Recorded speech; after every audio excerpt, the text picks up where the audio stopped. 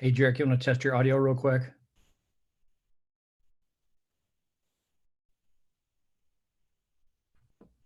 You're muted.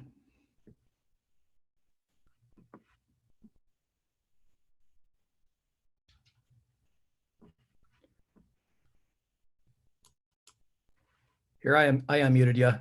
You should be able to talk now. How's it sound, Levi? Yep, you sound good. Are you at the city council chambers?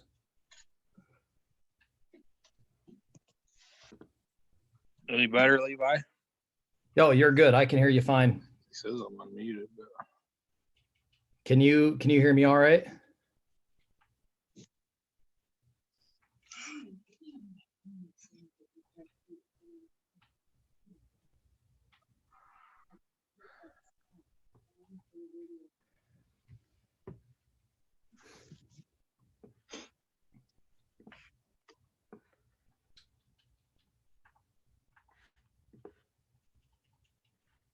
Hey, Kim, just a quick audio test. Can you hear me fine? Yes, I can. Okay. I'm not sure if Jarek can hear me. I can hardly hear anybody. Yeah, we can Most hear. everybody's on mute. Yeah, everyone's on mute. It's just me that's talking right now, Jarek. He's got And then Jim, you're still not connected via audio, so we he's won't be got able to me and hear the Main you. Street director unmuted, but I can't hear anybody.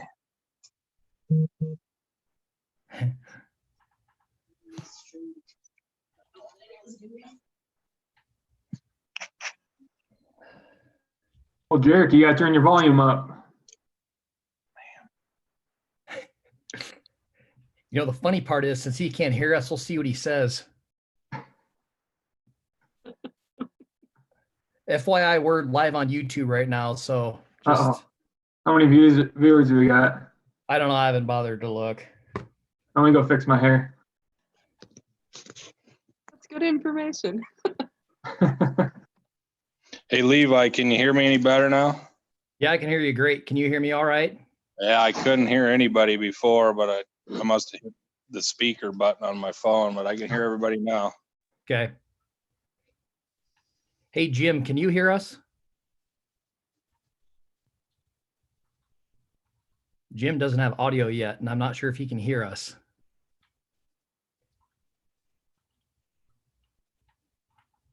Yeah, I don't think he can. Doesn't look like it. Jim, nod your head up and down if you can hear us. Nope.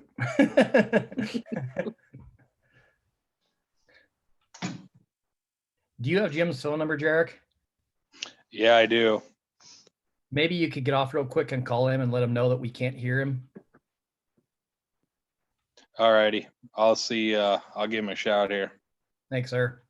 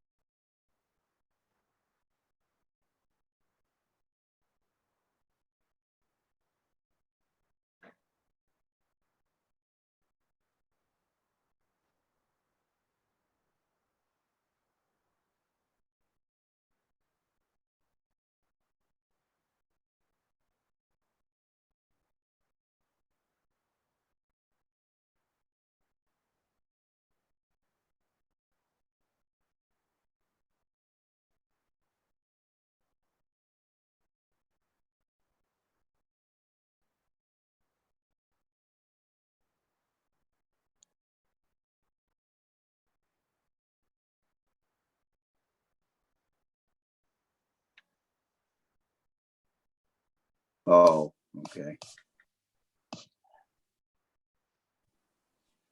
It's on. Hello. Yep, Hi, we can Jim. hear you. Okay, now we're good. Yep, you're golden now. Yeah, we're good to go.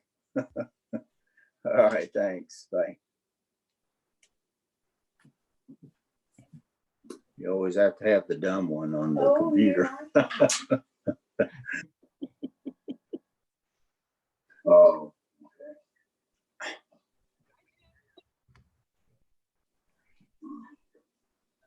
hello. Yep, Hi, we can Jim. hear you. Okay, now we're good. Yep, you're golden now. Yeah, we're good to go. All right, thanks. Bye. Honey, you can't have that voice on. Is someone watching on YouTube right now? They must be. Yeah, I they tried to pull it up on my phone and I can't get it to come up. Yeah, I just checked it on mine. It works. Oh, okay. So go to Clarence newsletter and it should show it's live. Okay, we're good to go now, I think. Okay. I know it's snowing. Yeah. Snowing and windy.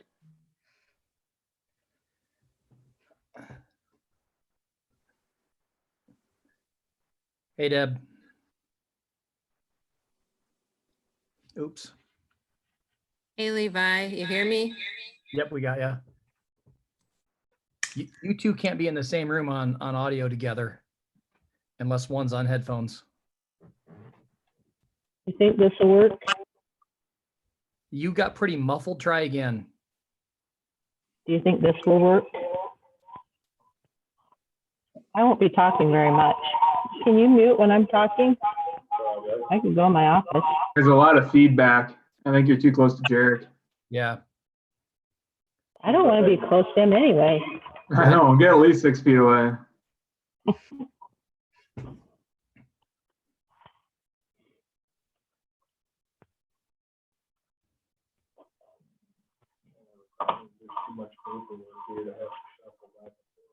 Yeah, that's what I was thinking.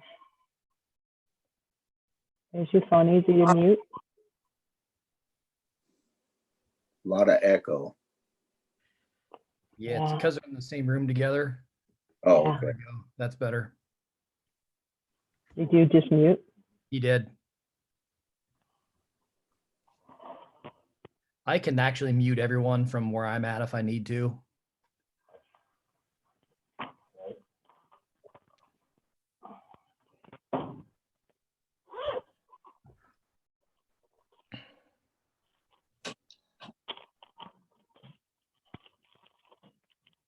For those that are connected, just so you know, we're live on YouTube right now.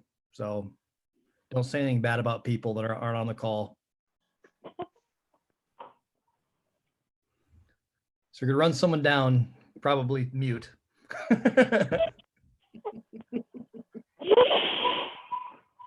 Oh, I see Ron down there. Oh, Deb, that is bad. Yeah, you guys got to get out of the same room. One of you needs to go to the office or use the same device. Someone go to their room. Go sit by yourself. That's not gonna work.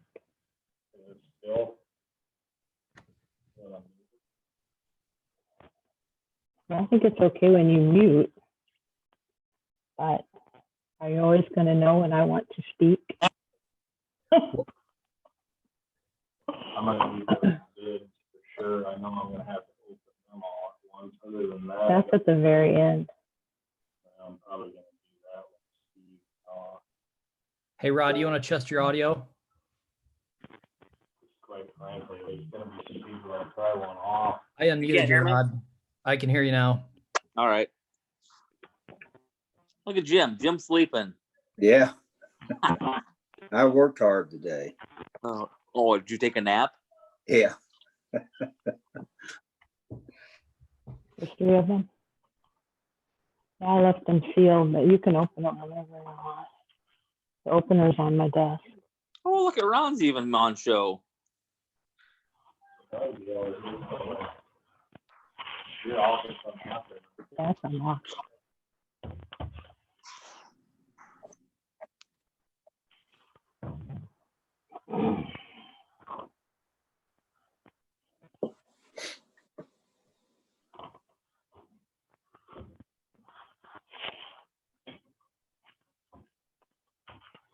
Is Kyle on here yet? No, he is not.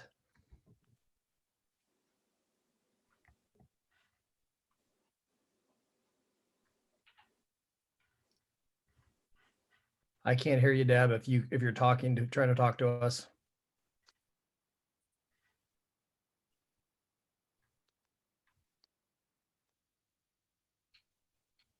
Yeah, we can't hear you.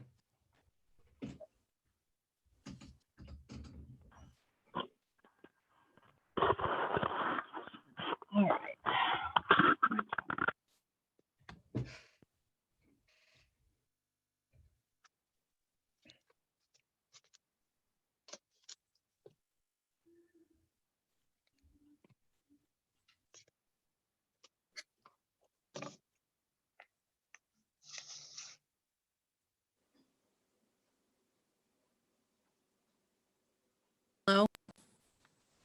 There you are. Yep, we can hear you. All right, I can hear you now too. Just Okay. when I turned off my headphones, then it stopped working otherwise. So just took it a minute to catch up, I guess. You're way easier to understand without your headphones on. The mic's way better, whatever you're Well, using. yeah, well, now that Jarek's gone, I just thought with him in the same room, I might need him, but it's not gonna work anyway. And I look nice with the flag behind my right shoulder. Yeah. That's a good look, yeah.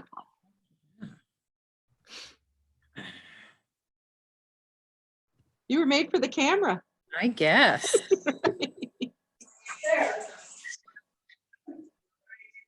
Where you going, Rod? Levi, how do I put my name on there? I can put your name on there. I'll try to spell it right this time.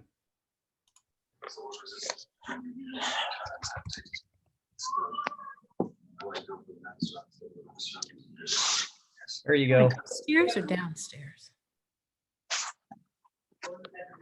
So if we want to look at somebody closer, we just click on their name or their picture. or something? You should be able to, yeah. So when we get started, I'm probably going to mute everyone and everyone try to be on mute if you're not talking because it can get really bad with the background noise. Okay.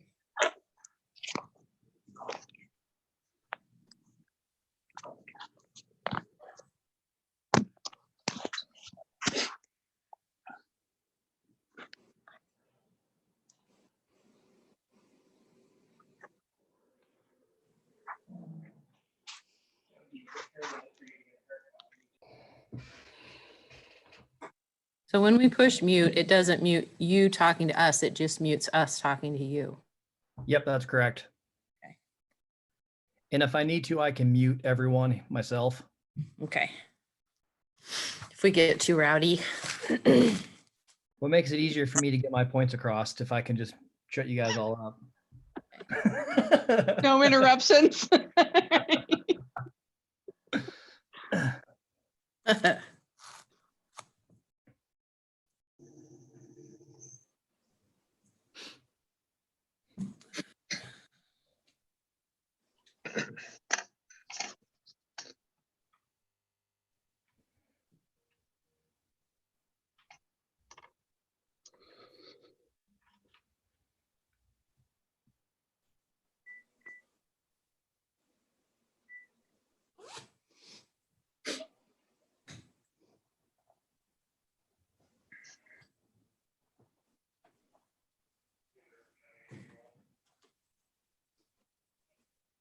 Are we expecting Bart? I think so. He called in the other day. Uh-huh. I wonder if he forgot or if he's having trouble or maybe somebody should call him. Should I call him? If you'd like to. I sent out the meeting invite again to everyone, so. There's Kyle. I'll go in my office. His number's in there. Okay.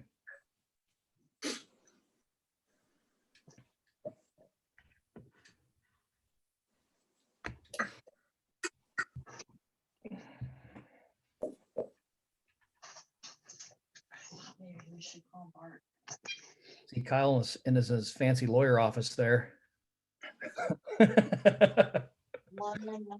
Yeah. Brian told Kyle he wants somebody to read thing about Zach.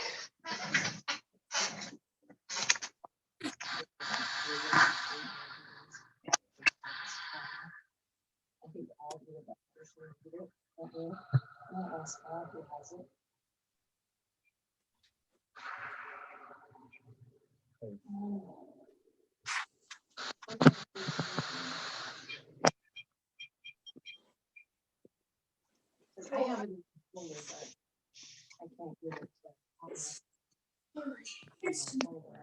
For those who just joined, just to let you know, we're currently live on YouTube, just so you, more folks than just around the call can see what's going on.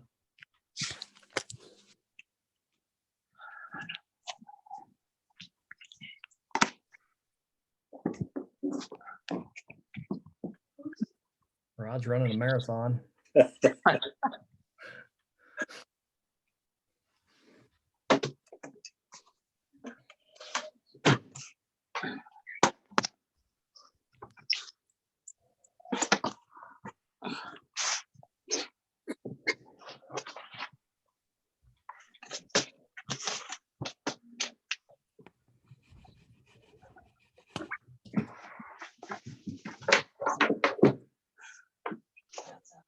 Levi Bart should be getting on shortly. He didn't have the updated code that you sent out today. He was trying to access the nice test. Okay.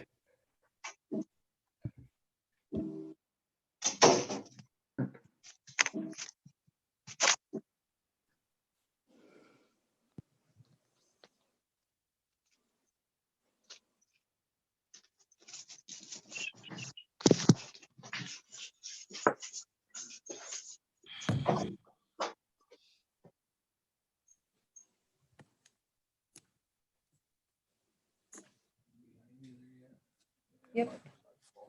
Don't touch it. I have to sterilize it.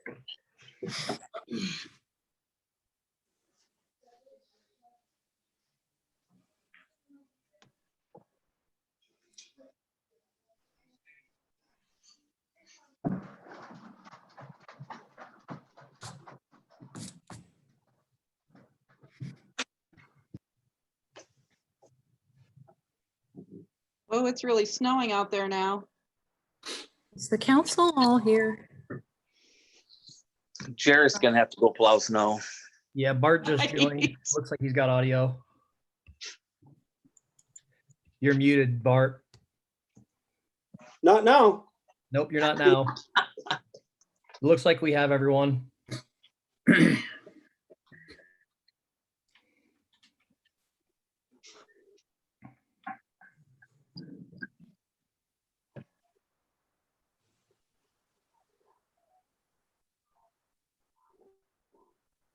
Do we lose Jarek? Better not have. That means Okay. Deb we're on. took over. Deb took his spot. There he is. He's muted. I gotta let my dogs out. I'll be back. Okay. It shows his microphone is muted on mine, but does that mean he has it muted or there it goes? I muted it. Steve called me. I think we have everyone. And then real quick, just a third time, just to let everyone know we're currently live on YouTube. So more than just the folks that are on this can see it and it'll be recorded. So So is Steve on there, Jarek? He's working his way on. He should be getting on shortly. All right, good. just asked to join. Okay, good.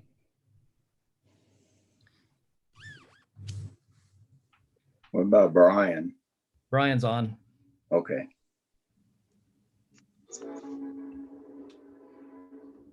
So for those that are, I'll wait for Steve to get on.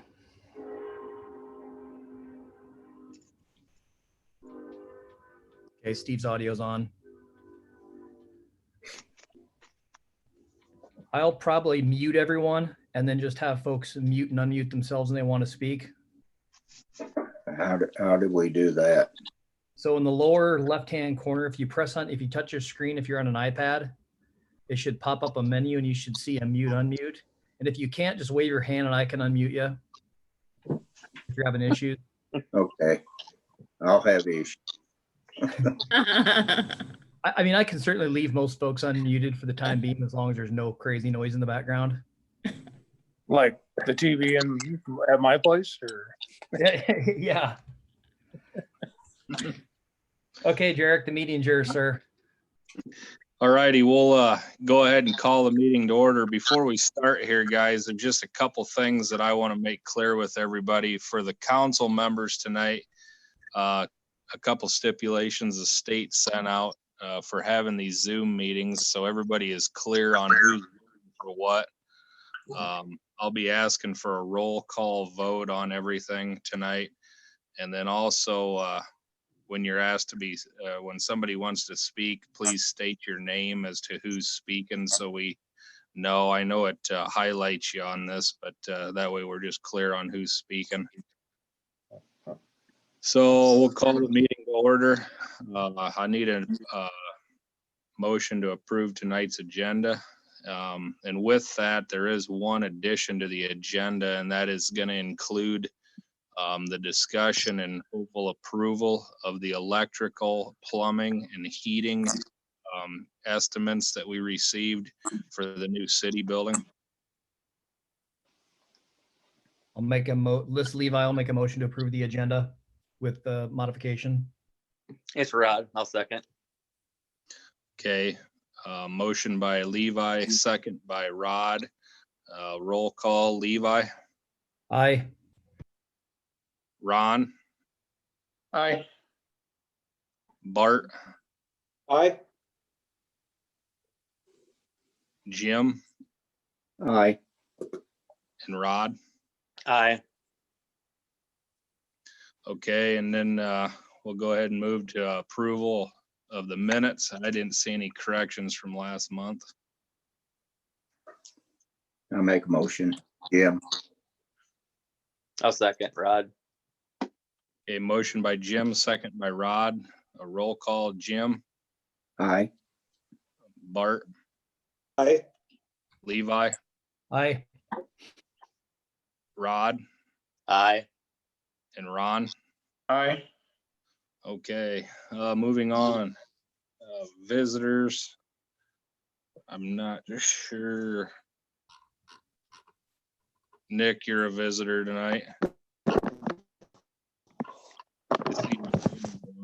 Tonight I'm visiting. Got something to speak under visitors, Nick, or?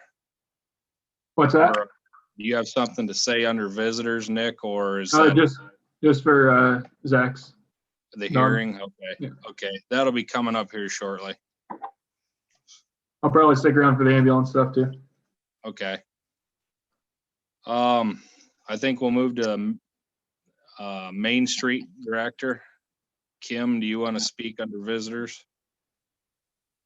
I know that Deb emailed my report to everyone. Do you want me to read it again or just ask if there's any questions?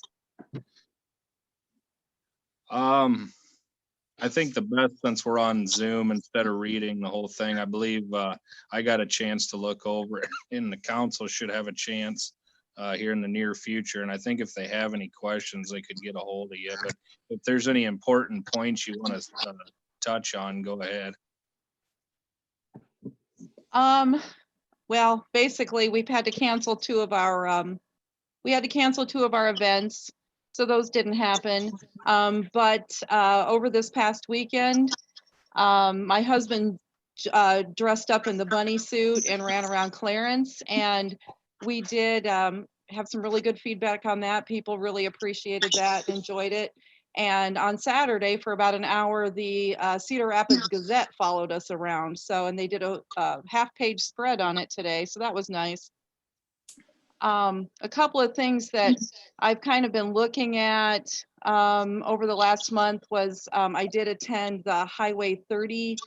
It was the Cedar County Supervisors meeting. And made some notes on that. And then I had found out at that time about the Highway 30 Coalition, which I'm not sure who's aware of that or what they're doing, but there's just some things that may change in the future with what happens with Highway 30. So should probably kind of keep on top of that. And I think that's about it. Yeah, I believe the Highway 30 Coalition has been a group, and the city of Clarence is a member of that, correct, Oh. Deb? And they've been a group for probably 25 years now, since they first started talking about 4-lane and 30, and it's been a number of years ago. I know it's probably been 10 years ago. I was at a meeting at the Country Club in Loudon on it, and I believe Deb's phone's going off now.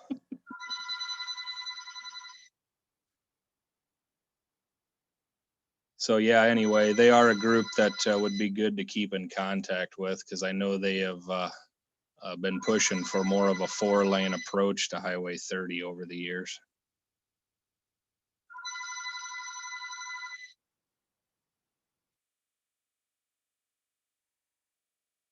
So is there anything else, Kim, that you had for tonight? I don't think so, no. Oh, if nobody's aware, Steve Sparbell did get his Clarence Laundromat going. If there's anybody that isn't aware that happened, it's open 24 hours a day.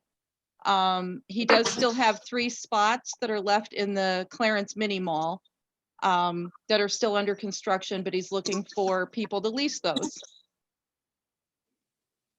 And that's about all. That's all I think I've got right now. Okay. Yeah, like I said, council, if you have any questions for Kim, email or call her and let her know. So thank you, Kim. Thank you. Is there any other visitors that are on that has anything to say tonight? Hearing nothing, we'll move to utility billing hearings, if any requested. Deb, is there any? I don't see any. There on were here. none. Okay. There were none. Okay, nuisance abatement hearings, if any requested. And this is where I believe we'll move to the hearing on Zach's dog instance. I believe the council got some stuff sent to him by Brian stating what happened on the occurrence, and I may let Kyle do some talking on this as part of the city attorney as to how the ordinance is read with the vicious animal ordinance for the city of Clarence. Can you hear me? We got you. Am I good? All right. As far as the ordinance goes, which basically this is the hearing on, is the way I read it, it's up to the council to decide if the dog defines or meets the definition of vicious animal, which is listed after 5501 subsection 19. And if the dog meets that definition, then the council basically shall, it says in the ordinances, require the dog to be removed from the city, or in the alternative, destroyed in a humane manner. So I think the way I read it, alternative 1 is to order the animal removed from the city, which was required if the animal meets the definition of vicious animal. As far as the case law, I did a little research just kind of from a city liability perspective on what could happen if this animal were to have future incidents. My main concern was, after hearing about it, if the council decided to keep the dog in town and the dog were to attack somebody else in the future, would there be a risk of the city being liable for those damages because the city didn't remove this hearing when they had the time to do so? And actually, the state of Ohio, one of the few states that has continually refused to find liability for third parties, which would be the city or landlords, for harboring a vicious animal. So I do not believe at this time, pursuant to Iowa case law, that it would be of precedent that the city would be found liable. That said, think that if something did happen in the future, the attorney would certainly try to go after the city as being partially responsible because they failed to get the dog out of town after an incident like this. So I guess if you guys have any questions for me, I can expand on that. But I think it's up to the council tonight to determine whether the dog is a vicious animal. And if it is, then they would be required by our ordinances to remove it from the city.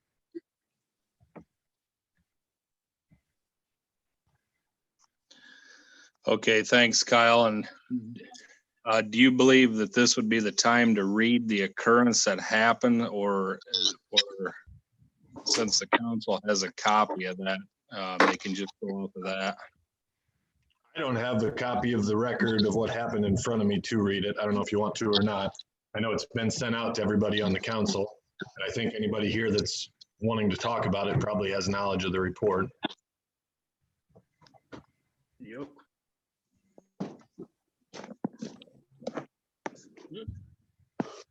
Does any of the council not have clear knowledge of the report that was taken on this instance?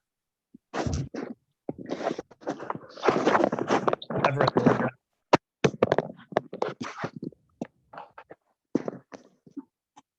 Is Brian on here? Yep, he is. He's muted right now. Can we Looks like he's ask trying him to- if he wants the report read?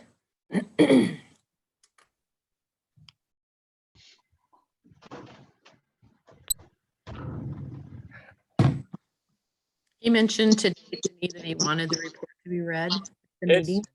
No, I gave a copy to Zach and all the council members were emailed a copy. So I think if everybody got a copy and read it, I don't think there's a need to waste a bunch of time rereading something everybody's read.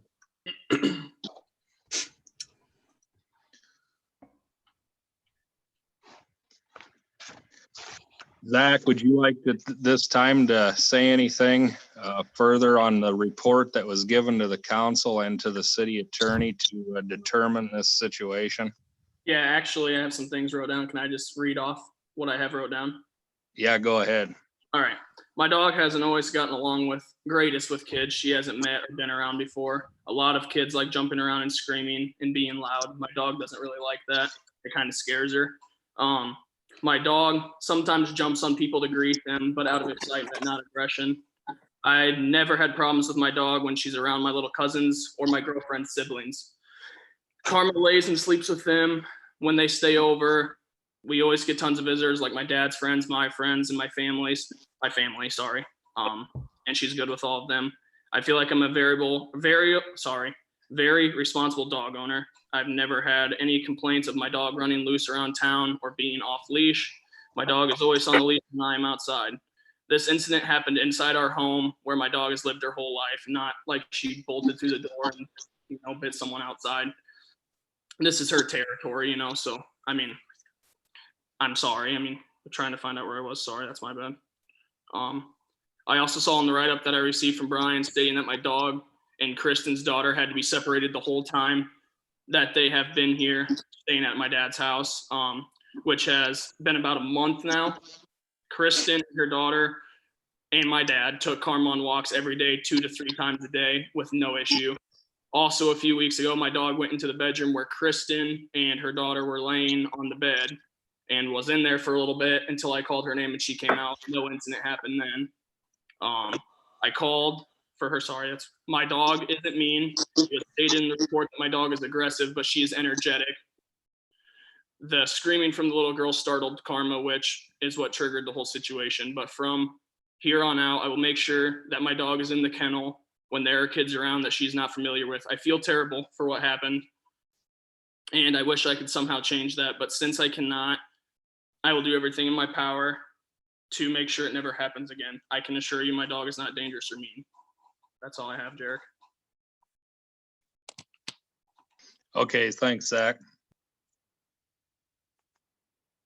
I guess since Zach spoke, Mariah and Nick, I see you are both here probably representing Zach. And do you have anything to say further that the council may want to take into consideration? Yeah, I wrote something down too, Jarek, if you guys have a minute. Yeah, go ahead. Okay. So I've known Karma since Zach brought her home a couple years ago. great little dog. Been around her a lot. As you guys all know, I'm friends with Zach. And, I was real skeptical at first when he got a pit bull, gave him a lot of a hard time about it and stuff. He assured me they just have a bad rap, and I'll change my mind over time. He ended up being right. Just a couple weeks after, I knew Karma. She's a smart little dog. Zach was already training her. She was sitting and circling and laying down and doing all sorts of different things. She's a smart dog, smarter than most of my 3 dogs. But Zach and his family really spoil that dog and take great care of her. She's just a big baby. She's still a very young dog, and sometimes she gets scared. I know, I'm definitely not saying that the child caused the incident or anything like that, but even since I was a little kid, I was always told, try not to run and scream from the dogs because it gets them excited and they come and they'll jump on you and knock you over or, scratch you and stuff like that. I understand this is a little bit more than a scratch, but, that morning Zach called me. I was more surprised than anyone when Zach called me and told me about what happened. Zach was really, really, really worried, not about the dog, but his first concern was the 7-year-old kid. So just that, I feel like, shows a lot of responsibility. I feel like it shows remorse for what happened. Even though the child was in very stable condition, had no life threats, and was completely calm, Zach was so concerned that he called me a few minutes later and was wondering why the ambulance was taking so long. Like a lot of people do, they're just worried it's an emergency. They just want somebody there fast. So that, again, I feel like it shows that he really did care about what happened and he's sorry for what happened. Eventually, once the ambulance was able to get a crew together and the child was taken care of, Zach began to worry about Karma. As many of you know, especially those of you with dogs, they're your family. You do about anything for them. Zach never put blame on the child and took full responsibility for what happened. Zach was so worried that he was going to lose Karma. She's like a child to him. With that being said, I've never seen Karma being aggressive towards anyone all the times I've been around her. She's always so excited to see people every time when I get there, and she even pees a little bit usually when I show up, and she's always super excited. I understand, some people might believe Zach isn't the most mature when it comes to maybe driving cars or riding his motorcycles, and I was in that same boat too. But without a doubt, Zach's always been a very, very responsible dog owner. More than I have. My dogs have been out running around town and barking and stuff, but I've never seen Karma barking, outside. She's always on her harness. She's just very well behaved. All of you guys know your guys' definition of the vicious animal. Some people, will more than likely say it fits the definition. But in my opinion, the definition is extremely broad. It goes anywhere from a cat that claws somebody in the face. Anything above the shoulder, either a scratch or a bite, is deemed a vicious animal by the definition, it sounds like. So a cat that claws someone on the face would also fit that definition. And the dog who mauls somebody, biting them repeatedly and causing life or death injuries, also fits the definition. Obviously, Karma somewhere in between. Karma, bit the child once and released. What's really important is the fact that the city code, and it sounds like, gives the council the right to deem the animal vicious or not. So how the city code is written, it appears that the maximum sentence is to have the dog removed or destroyed if they don't remove the dog from the city. If Karma was a human, she'd have the right to counsel, but unfortunately, we're all she has right now. So I really hope everybody can consider, not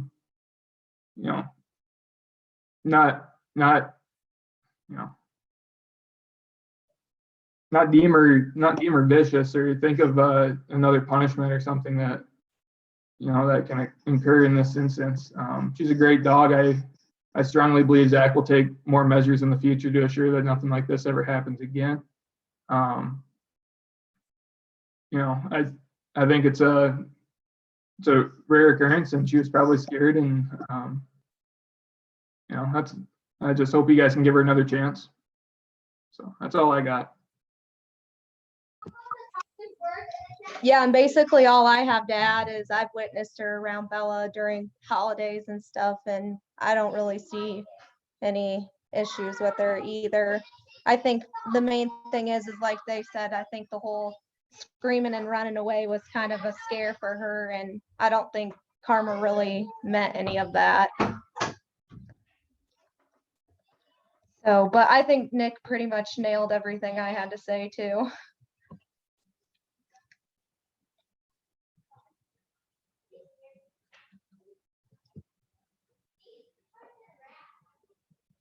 Sorry, Jarek, I muted you because we're getting a lot of feedback. So you've been speaking without anyone hearing you. Sorry about that. Is there anyone else on that had anything to say on this matter of Zach's dog?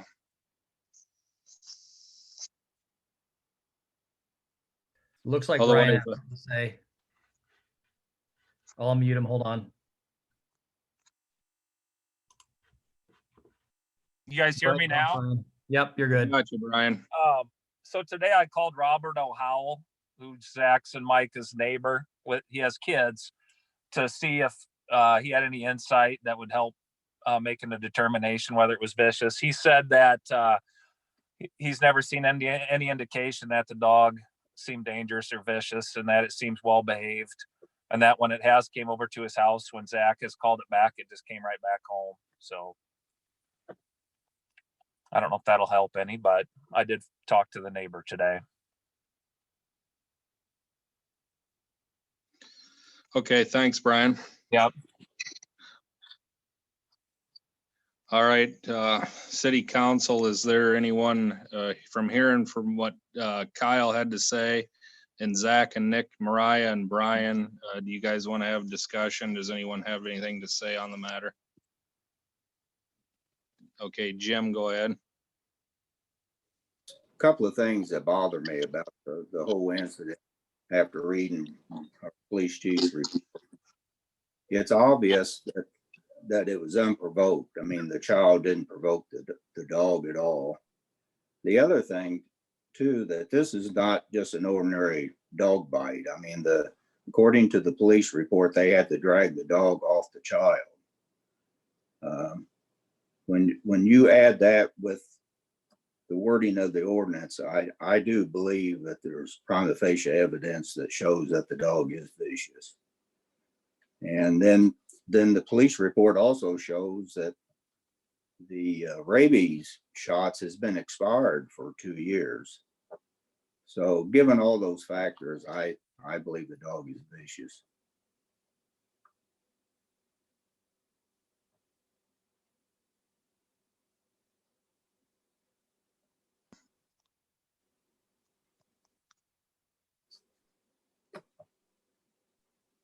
Jim, is that all you had to say? Yeah, other than the injuries, it was obvious the girl had severe injuries to her face.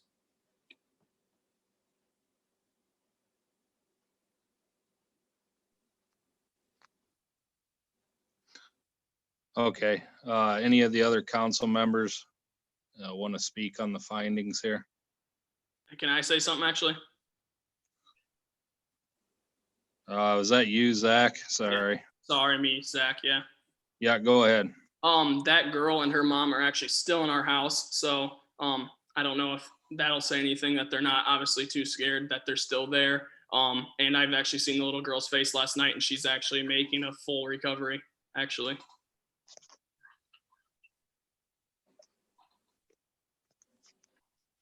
Okay. Like to reply, please?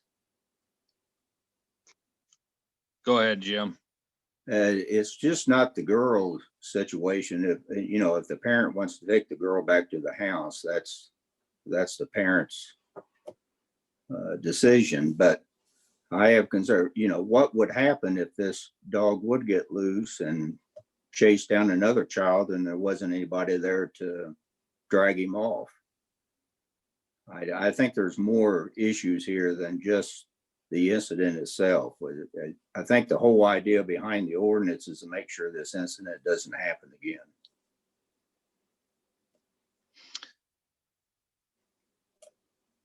Yeah, and I'll just touch on, I guess, really quick, what my knowledge from being on the council in the past. When I first got on the council, the city of Clarence did have a pit bull ordinance.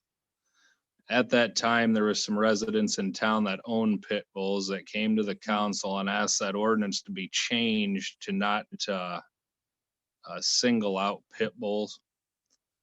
And at that time, I was one of them that voted to change that ordinance because I knew of other breeds of dogs that could probably be deemed vicious. And as Nick stated, I guess a cat can scratch you, although you're probably more, I'll single out a couple breeds. You have German Shepherds and St. Bernards, pit bulls, stuff of that nature that seemingly come off as more of a aggressive behavior than other breeds of dogs. So that's when I believe the city attorney at the time researched some other city ordinances, and the city of Clarence came up with this vicious animal ordinance to kind of not point the finger at one breed of dog. And I guess from Kyle's perspective, that's what I wanted to hear from him tonight on how he thought of what liability the city could have in the future, no matter how this gets deemed tonight. If it's deemed that Zach is able to keep his dog, is there anything that could ever come back on the city against them for allowing him to keep it?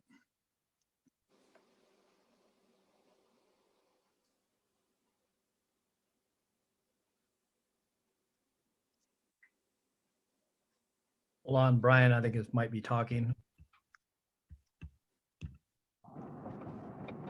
You're talking now, Brian, if you're saying something.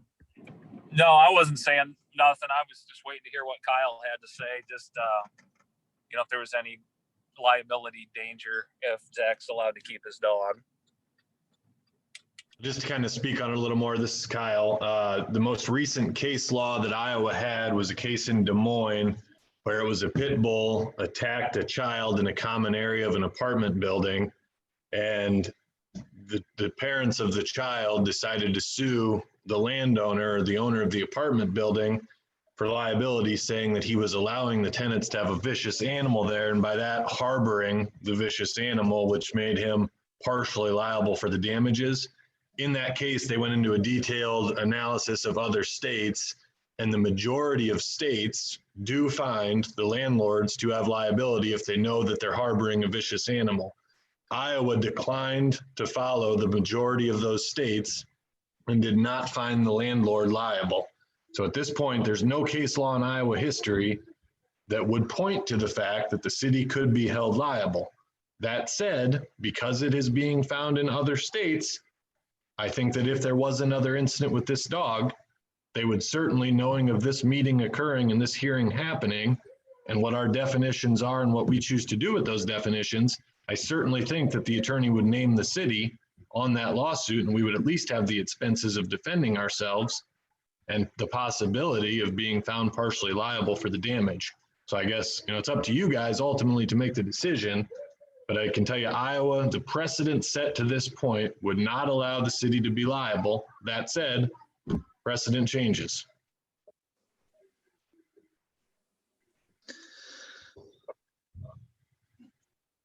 Yeah, so for the council to make a decision tonight, it's going to be a tough decision because one way or the other, the council's job is to look out for the best interest of the city. And hearing from Zach and everybody representing him tonight, it's obvious that the support is there and that the dog has shown that through their word that it has done well for itself on other occurrences. So again, as Kyle stated, it is up to the council to make a decision here tonight on this matter.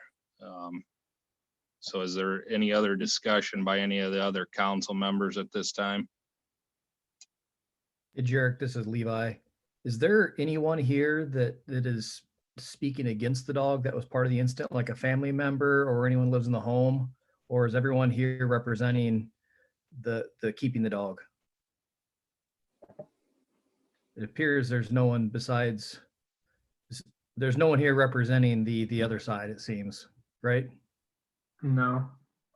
Yeah, I just heard from obviously Zach, Nick, and Mariah as 3, and I don't believe I see anybody else on here that's representing against. Out of curiosity's sake, I don't know if anyone knows this, the mom of the child isn't actually at the hearing, so are they for keeping the dog in the home then? Can I Okay, go ahead, speak? Zach. Can I speak? Okay. Actually, we had a touchy moment actually 3 days ago. She hugged me crying and I was crying. She didn't want me to lose my dog, so I can try to call them, but I don't know if I'll be able to get to them because they were going Well, somewhere. that's fine. I mean, certainly if they had enough passion that they wanted a dog gone, I would assume they would show up to the hearing. So I'll take your word for it. Okay. I was on the ambulance call that day. So I saw them both firsthand, the mom and the child. And the child remained calm the whole trip to the hospital. It looked worse at first, then once we got her cleaned up, it wasn't as bad as what you initially thought when you saw it. The mom was calm and she did say even to me that she would not want anything to happen to the dog. It was just a freak accident, that Zach always takes good care of his dog. So in my opinion, from being on the call, I think it was just a freak accident. And again, the mother regrets it too, that anything happened. Just my 2 cents worth. Okay, no, it's fair. Did you want to say something, Brian? I saw you waving. Yeah. Go ahead. Yeah, I never told the mom that she never got a copy of the letter or was advised there was a hearing.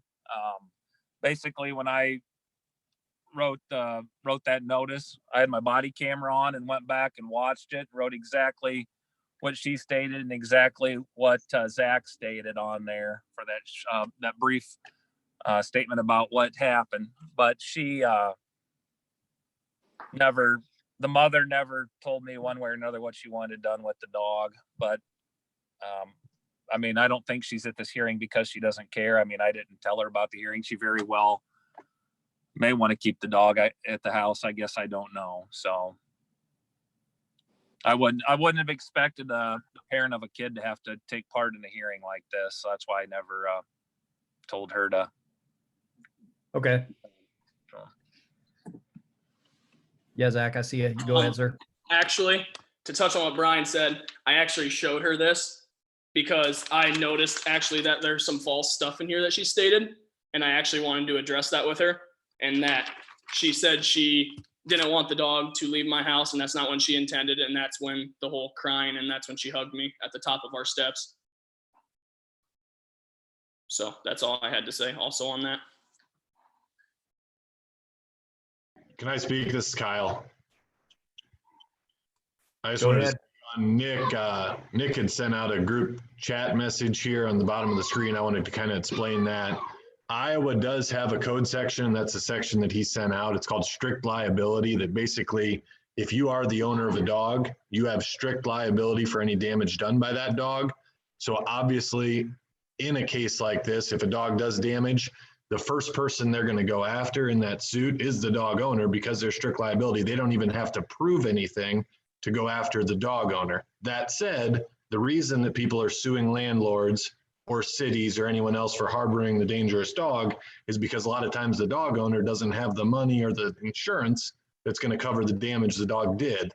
So that's, yeah, there is strict liability against the owner, but lawyers chase the money, and the money is where the city is, or the money is where the landlord is, and that's why you're going to get named on that suit regardless. So I just wanted to touch on that code section he sent. Thanks, Kyle.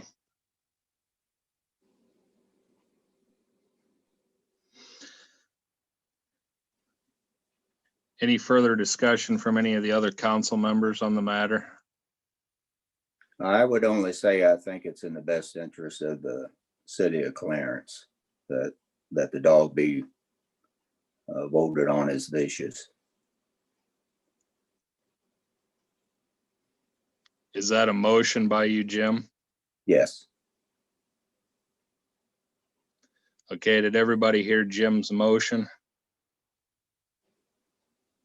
Is there a second by any other council members to Jim's motion?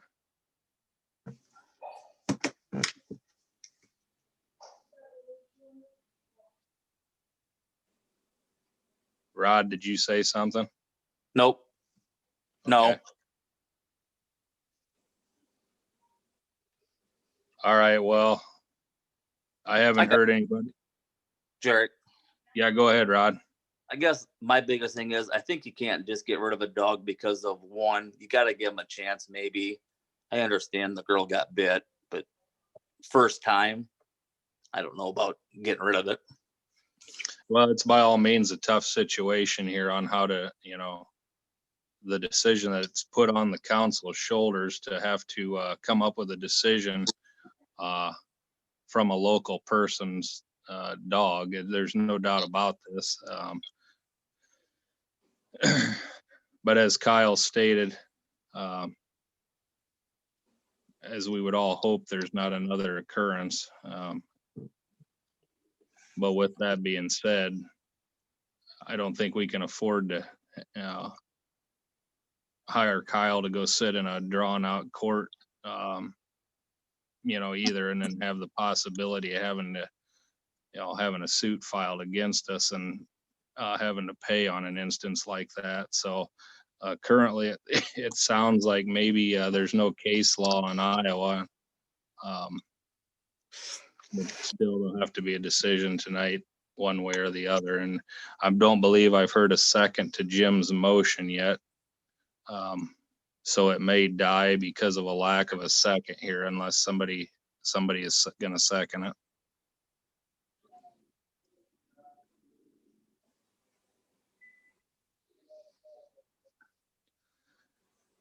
Okay, I believe Jim's motion is going to die due to a lack of a second. Is there another motion by any other council members or any discussion the other way, I guess, to allow Zach to keep his dog? I make a motion, we deem the dog not vicious. Okay, Levi made a motion to deem the dog not vicious, which Kyle, correct me if I'm wrong, would deem Zach able to continue to keep the dog. Also, with what he stated, he's going to continue to, keep a good eye on the dog and make sure another occurrence like this doesn't happen.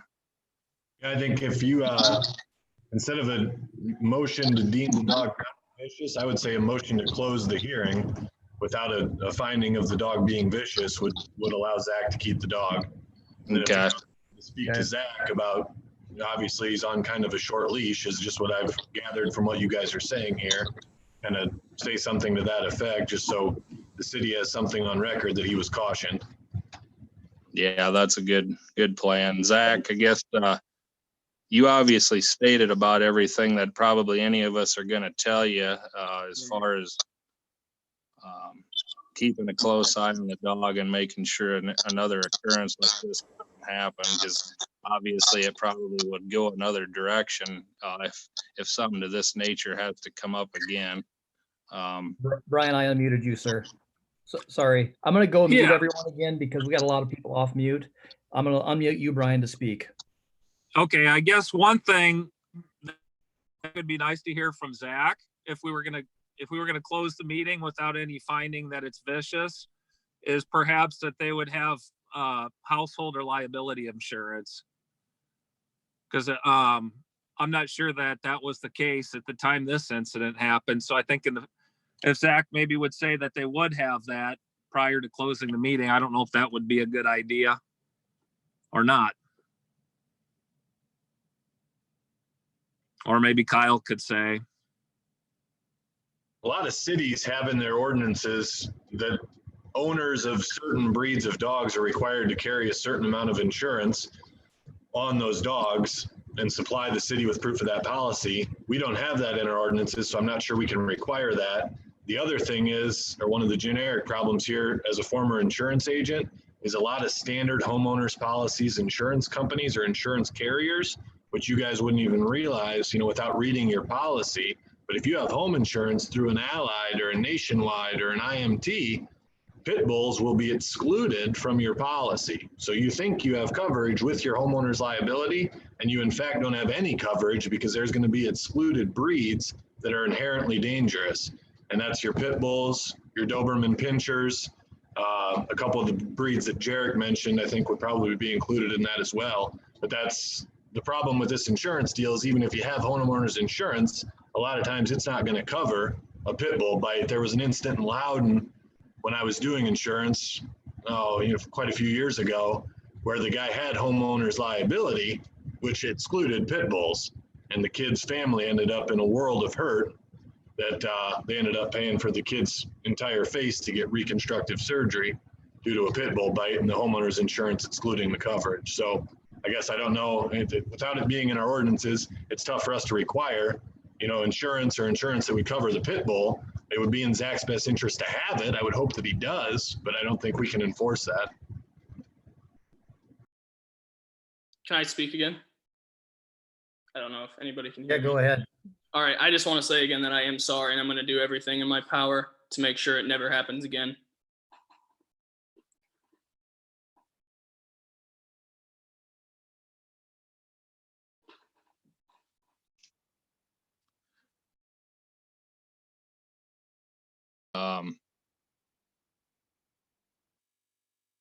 Again, this is up to the council, and Jim's motion died to a lack of a second. So moving forward, if there's any other discussion, now would be the time. Otherwise, we're probably to the point of closing the meeting or closing the hearing. Yeah, real quick, I'll remove my motion, because it sounded like we don't want a motion for making it not vicious. We'll just want to close the hearing if we deem it not vicious. Yeah, correct, Levi. Okay, so I take my motion back.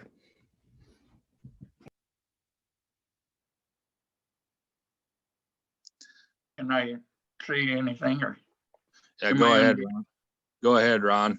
Okay, just, I guess to Zach, make sure the dog has his shots and stuff up to date. If we're gonna let this go, I guess Zach would make sure that's done, that the dog's got all these shots and stuff. Can I actually say something on that? Yeah. The reason I didn't is because I thought the rabies shot was every 3 years, and that wasn't made clear to me until actually this happened and I went and talked to Doc. So actually she goes in Wednesday and she'll be up to date on all of her shots, and it will be every 3 years. That was my bad. I didn't know dogs got only one for their first one as a booster or something. I didn't know that. I thought it was every 3 years. Okay, that's all I have, Ron.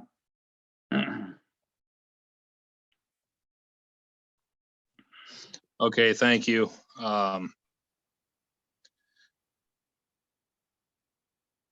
Council, is there any other discussion, or is there a motion to close the hearing?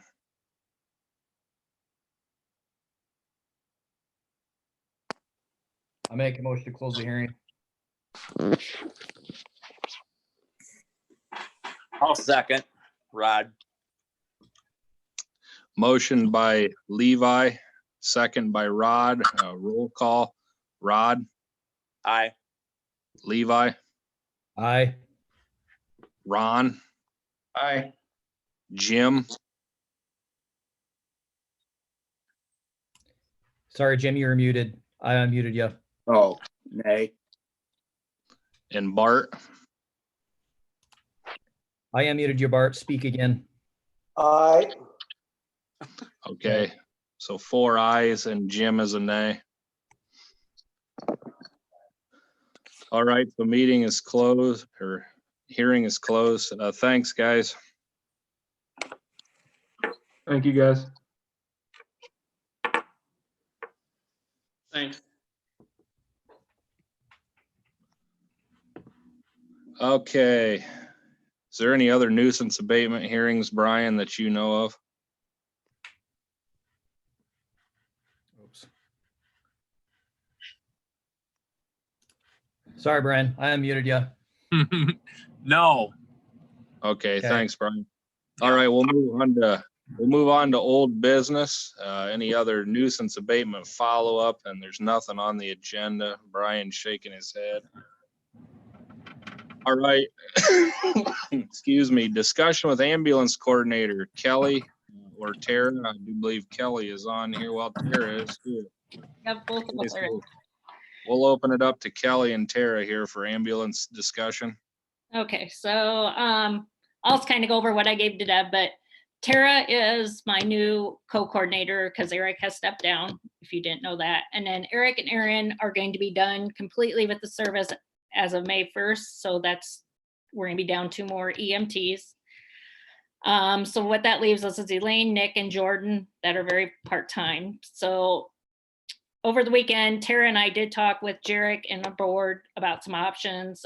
So we're debating on whether we hire someone as a full-time EMT for days or what that will all entail, along with seeing if there's any other services that can help us out or what we can do.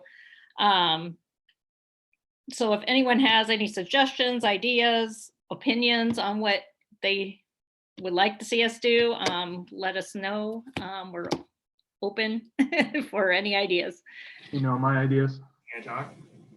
Oh, Nick? I think you guys know my ideas.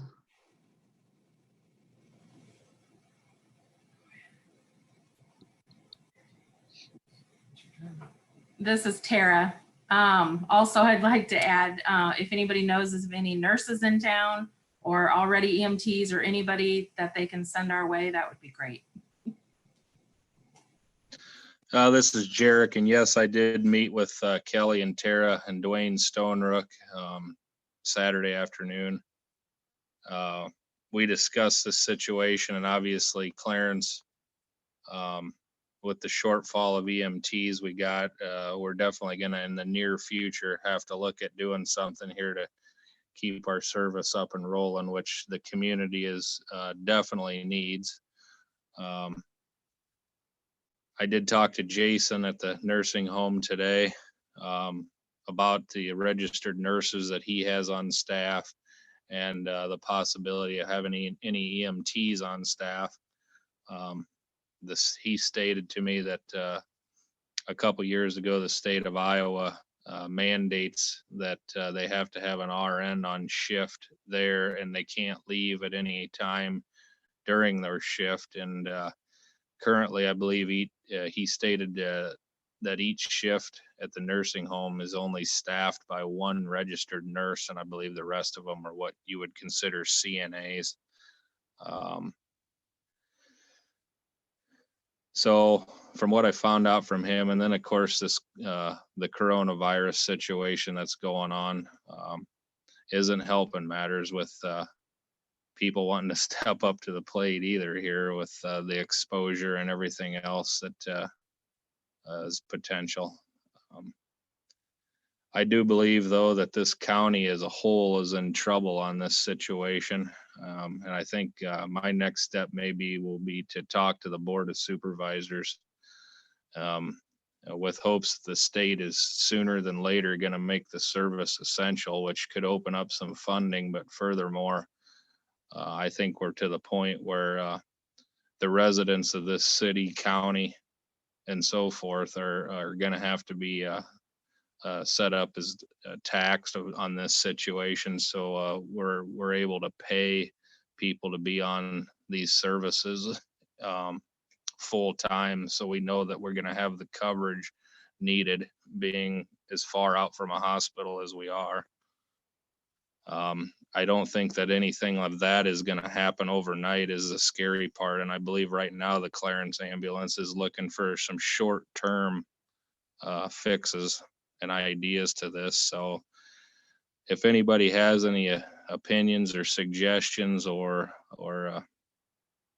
help with this matter, I think Kelly and Tara are more than willing to hear from you guys.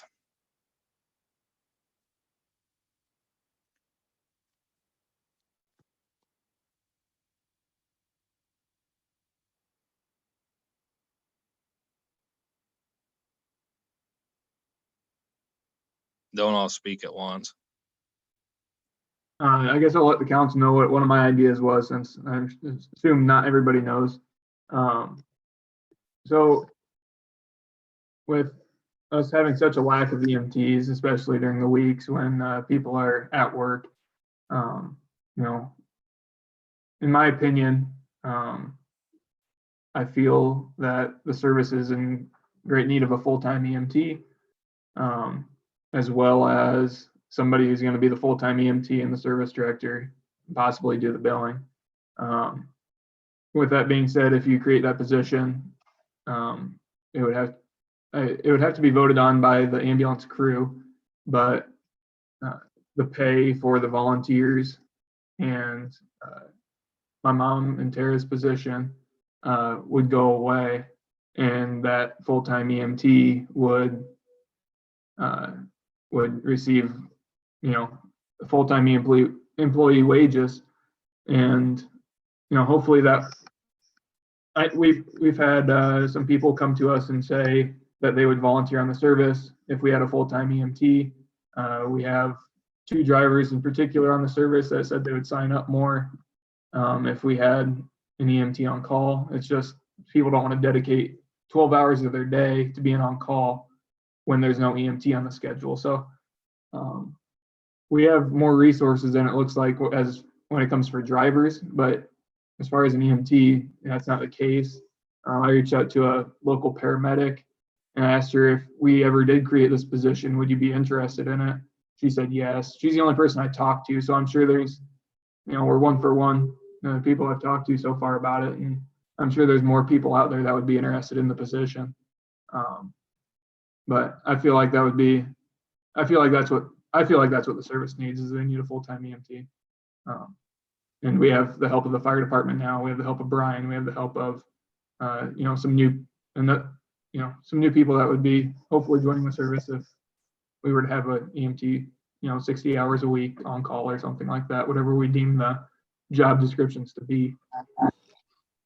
So Nick, you're saying that position would also be the service director and or coordinator also?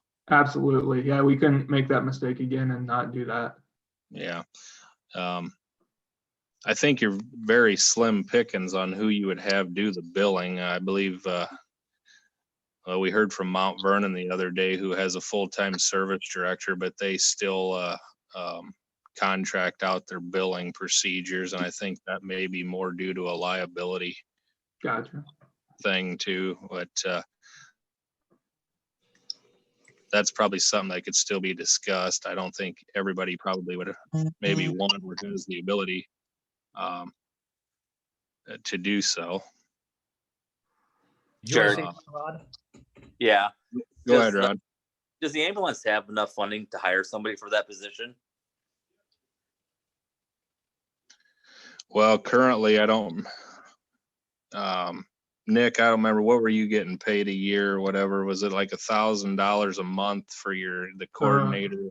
When I left, I was getting $1,600 a month and the assistant coordinator was getting $400 a month. So with just us, we're getting $24,000 a month, and it came out to, I believe throughout the year, counting what we were paying the volunteers, our holiday pay, all that stuff, it was coming out to around $46,000 a year is what we were spending on wages and diapers and stuff like that.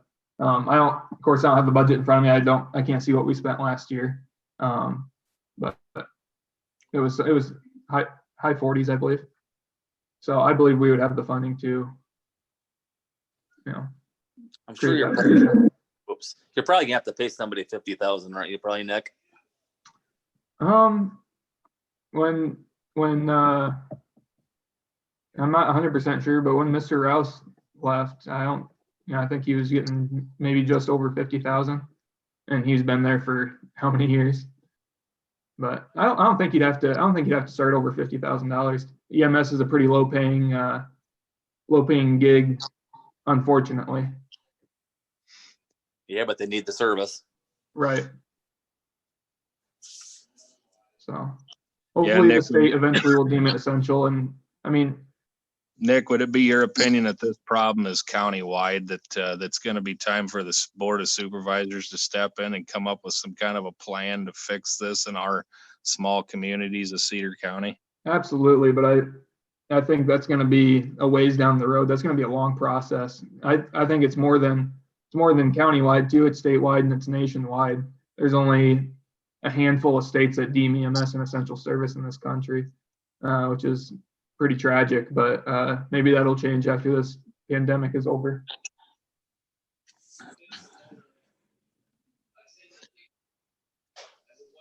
Somebody trying to talk in the background? No, it's just background noise, I think.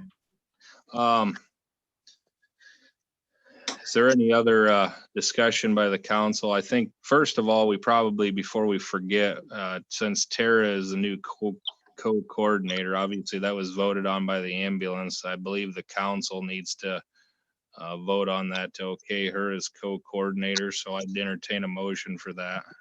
I'll make a motion, Rod.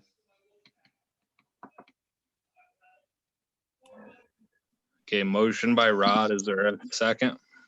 Second, Jim. Seconded by Jim. Roll call, Jim. Aye. Bart. Say again, Bart. I just unmuted you.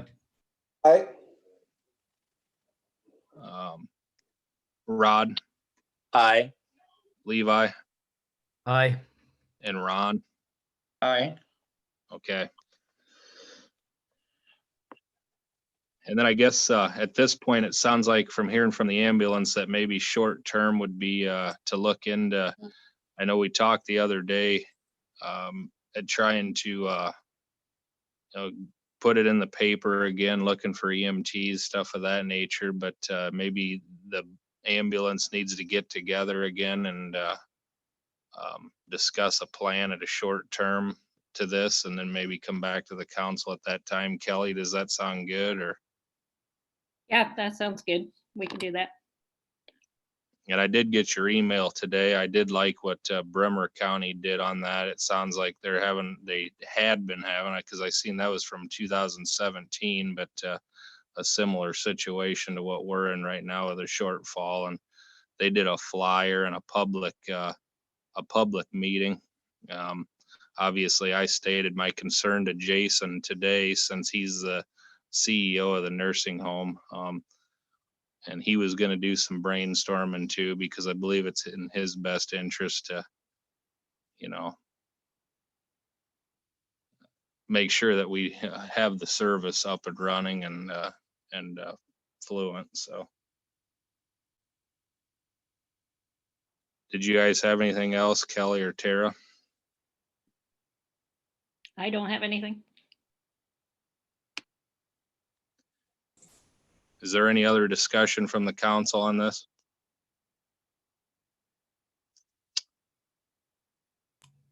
All right, thank you.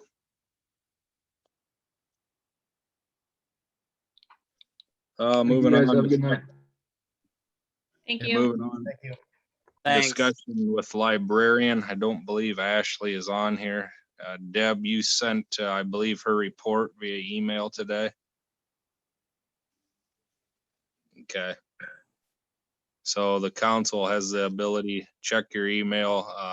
Ashley sent her report via email, obviously with the library closed to the public. Deb, did she ever set up, did you hear back from her if her board was able to set up a curbside drop off for books?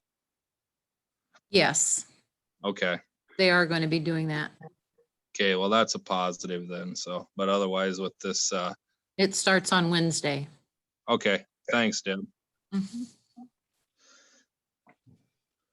Okay, discussion with the fire chief, Randy. I talked to him today, and I don't believe there was anything new from him. It's not looking good for our pancake breakfast, which would Go normally ahead, be. Bart. Sorry. Jared, go ahead and finish, but I got something to talk about for the fire department. Okay. Okay. Well, I was just touching on the pancake breakfast. Obviously, it's April, and generally the third weekend in April, we have our pancake breakfast, and it's not looking good this year with the virus right now. Hopefully that can be postponed to a later date here. So go ahead, Bart. Sorry. The original Clarence Lincoln Highway Festival, Pat Hazebank was the treasurer of that. And she closed the checking account out and sent a check to Lisa, and they want that donated to the fire department. And it's a little over $2,000. So they're going to donate that to the fire department. That's wonderful news.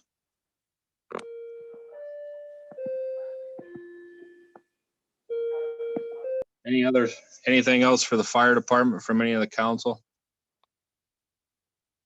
All right, we'll move on. Discussion with police chief, Brian. I emailed everybody the calls, kind of typical month, had a domestic causing injury arrest, and didn't miss any calls this month. So. Okay. Oh, go ahead. Emergency management dropped off some masks, gloves, gowns for the case we have medicals with people with COVID-19, and they dropped some off for the fire department too. And I guess with the shortage of EMTs, a lot of times the dispatcher will call me out for a serious medical until an ambulance can get there. So I'm hoping if we do get a code or some serious medical that I can have the dispatcher page the fire department too, and perhaps some firefighters can come help out. I know in the past they have, so hopefully that's one way to help on some serious medical calls if we don't have an ambulance. Okay, thanks, Brian. Is there anybody on the council has a discussion?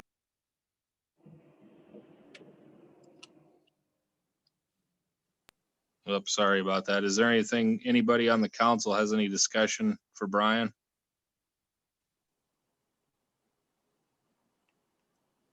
All right, hearing none, we'll move on. Thanks, Brian. Yep, I'm gonna head out for the night. All right. Hanging up. See you guys. Moving on, P and Z, Steve. We've had quite a few building permits, trailer slabs at the trailer park, had a lean-to up on Pyatt Street, sidewalk and driveway on 8th Avenue. And Mike Hoy is looking for sidewalk assistance for 66 feet of sidewalk along Highway 30 or whatever that Lombard, I guess. So that's about it on the P and Z. Okay. Any questions? I don't know what we have to do with the kind of new on this sidewalk assistant thing. I'm not sure what happens there. Yeah, I believe the $500 per property owner is designated for the cost of the concrete. I believe we have prorated some of it in the past, but generally if it's the full 66 foot, which is the length of most properties in Clarence, I think they qualify for the 500. Deb, is that how it's written? Do you remember? It. Yes. Yes, Okay. that's pretty much it, Jarek. Okay. So yeah, that's generally what they qualify on the full length of their property, Steve. So. All right. That's about it for P and Z. All right, we'll move on to Public Works, Steve. Had our DNR inspection for the wastewater. They're saying to get the phone dialer hooked back up out at the sewer plant and basically to submit samples timely. Not happy with the I&I, of course, but what do you do? I drafted a letter to Terry Jones at the DNR to see if we could hook our overflows back up in town instead of setting pumps out every time it rains. And haven't heard anything back from him. I just submitted that to him last week, so he had to send it on probably to the, I would guess, the EPA.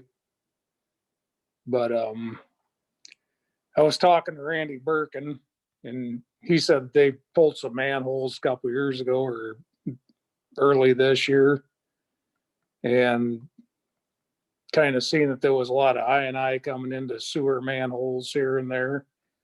Not so sure that, I don't know if you guys have done this or not, but maybe send a letter to all the residents and tell them, you know what, your sewer rates are gonna go up if we don't get this under control, because they're gonna make us put a lagoon in or whatever they're gonna make us do.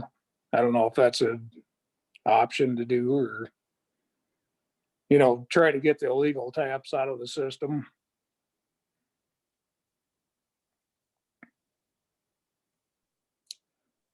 And I had more stuff. I forgot to grab my notes when I left work, and I'm sure I'm missing some stuff, but what's Yeah, your thought? I believe, Steve, a number of years ago, I think when Paul installed the radio red water meters, he also took inventory of sump pumps and stuff like that that were hooked into our system. And I believe just through talking to people, Paul was able to get a lot of them to unhook. There was some we had trouble with. Right. I'm not so sure how many. That's been a number of years ago already, and it's hard to say what could be found of people that hooked them back up the way they were, due to not having a good spot to drain them out to. Stuff of that nature, I think, always comes up. So it's probably something that was kind of a starting procedure to this a number of years ago, but it may need to be looked at again. Right. I mean, the amount of water that's going into the sewer system is beyond groundwater or anything else. You know, it's got to be, it's got to be getting in there by sump pumps or downspouts or whatever it is. It's just.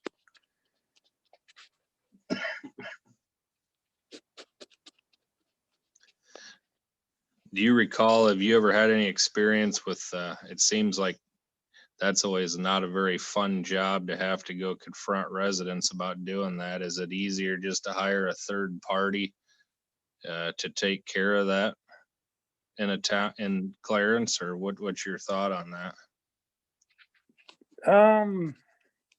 I don't mind doing it.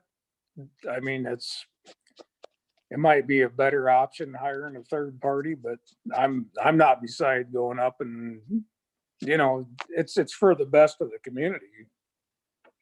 Your sewer rates are gonna go up if you don't stop putting stuff into the system. And I mean, there's always gonna be the people that aren't gonna do it, but I don't have a problem going up and knocking on somebody's door and asking if they're, I mean, drive around town when it's raining out, when it's wet out, and you see 10 houses on a block with pipes coming out of their house, pumping water out of their basement, and then there's 15 of them up the block that don't have any pipes coming out. It's not too hard to figure out who's doing it. You know,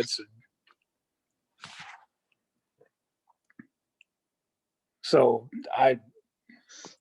I'm not beside going up and knocking on doors, and yeah, you're not going to make any friends, but Well, maybe it's something that needs addressed again, and I don't know if we need to draft a letter up stating, like, you know, if we can set the town in quadrants and you and Will can go around and kind of do some inspecting, or have them show you where their stuff is draining to. I don't think that's illegal or anything, or that we couldn't, you know, do that procedure, is it?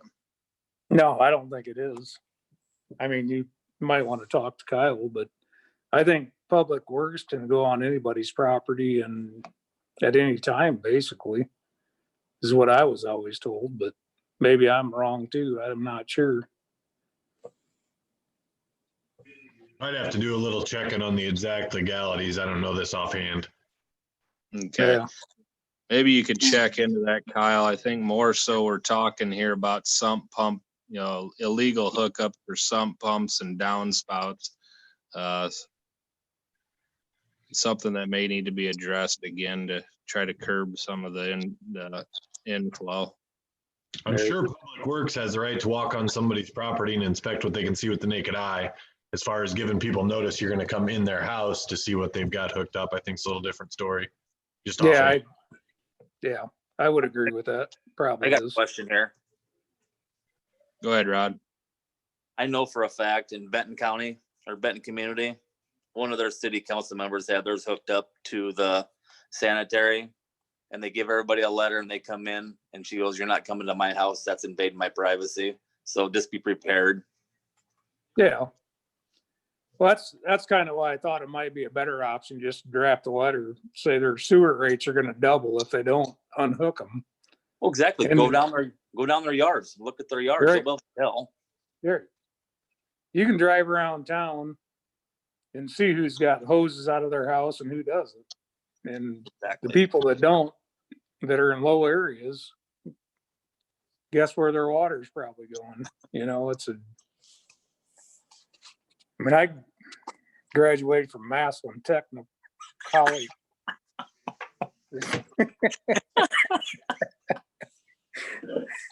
I'm just saying, that was just kind of a side joke, just cheer everybody up. But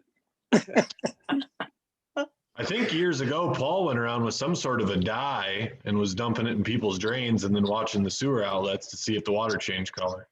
yeah, we've been doing that too. And there's actually some downspouts on the alley side of the school.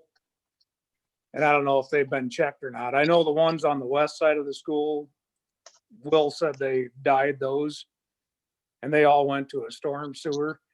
But there's some on the east side up the alley that are going into tiles. And that's one of the places that Randy Birkin said that when he pulled manholes, there was a lot of water coming in there.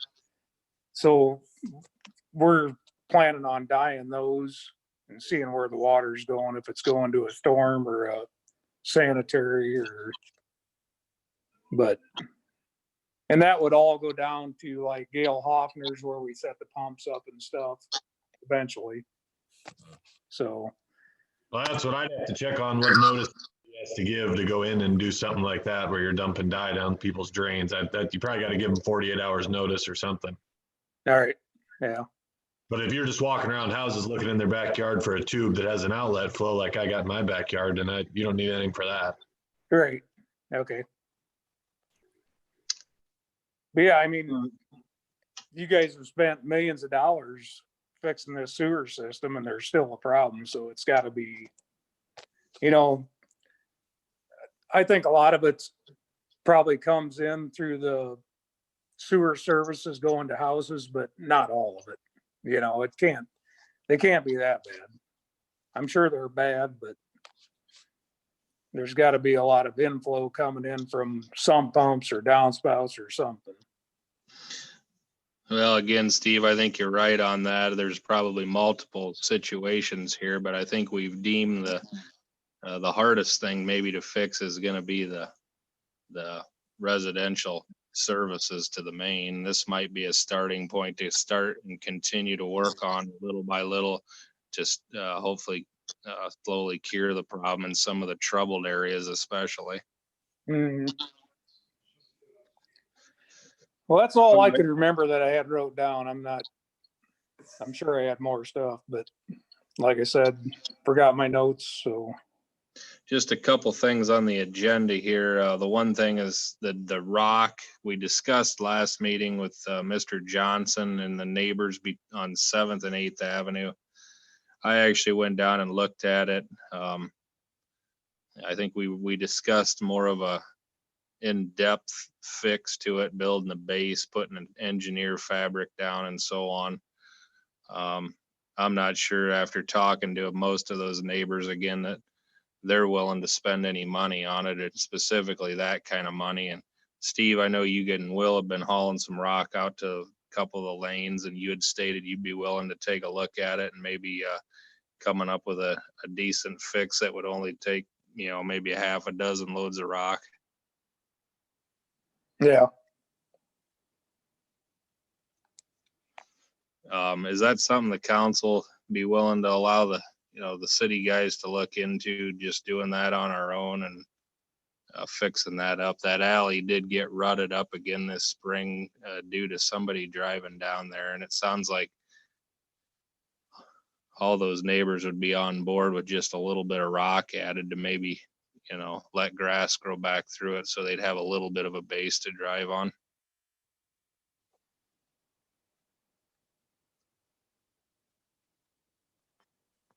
Go ahead, Jim. I think it's a good idea myself. All right. Steve, I guess go ahead and then just check in with Mr. Johnson then and do what we can do there. So how far do we want to go down with that? Well, stops right now, I think, behind Joel and Annette Oping's place where they used to park their camper. So I that's probably what, halfway down that alley. Yeah. I think if we, I believe Mr. Muse was here last month and he'd live as far south as you can go on that alley. But I believe he was only here because he was thinking about building a garage in the future in the back. I don't believe anybody drives down that far currently, but. Jared, Go ahead, Rod. they don't want to spend any money at all for half that, like they said they were gonna do. Well, the word I got from Don, I talked to him probably a week ago again, as he said they all talked and they're afraid that because that's an easement through there, and if Alliant Energy or anybody else comes down through there to service something that's part of that easement and tears it up, that they're not going to fix it again. And they'd be afraid if they had money into it that it wouldn't get fixed back up. Yeah. I mean, I guess you're gonna possibly have quite a bit of money wrapped up in gravel if you go down to the end of that. Well, we could get some bigger rock and put in there. I think that would Instead of probably be a putting good base idea. below it, get like a 2-inch rock and put in there. Yeah, I think 2 inches minimum anyway on some of that low area down there. It stays pretty wet down there towards the bottom, especially Yeah. this time of year.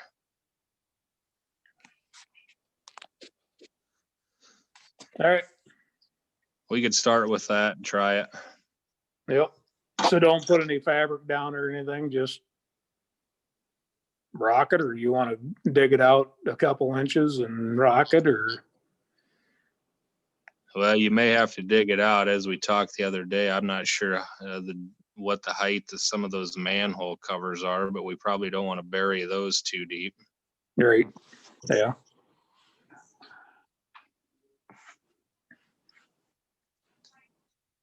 Maybe sometime we get a chance, Steve, we can pop up there and take a look at it.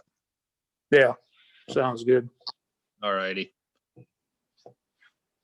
Thanks, Steve. Yep. The only other thing I had on here was the addition on the agenda for the city building that's currently being built, and that's the sewer and the plumbing and the heating and the electrical bids from the contractors. And I believe we got 2 bids for the plumbing and heating part, and I believe we got 3 for the electrical. So do you guys want me to just start? I think I'll just start out opening all 3 bids for the electrical to begin with. This first one is from Christ Electric.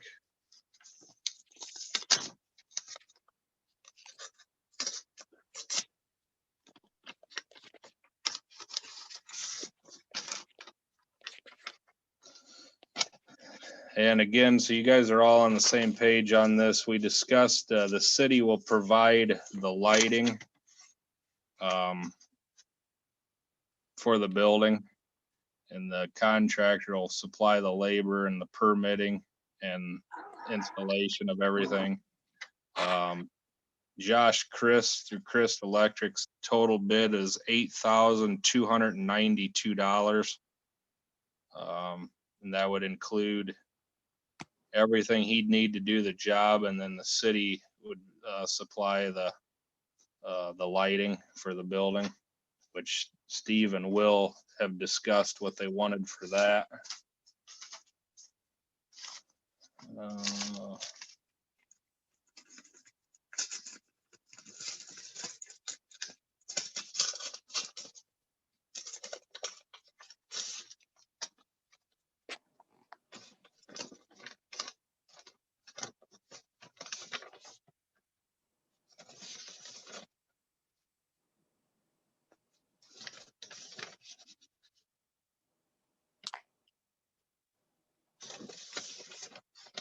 And it looks like Loudon Plumbing and Heating for their electrical has everything broke down. Owner provided lights and the wall packs as stated during their meeting. And Nick's bid through the electric part of Loudon Plumbing and Heating is $7,100.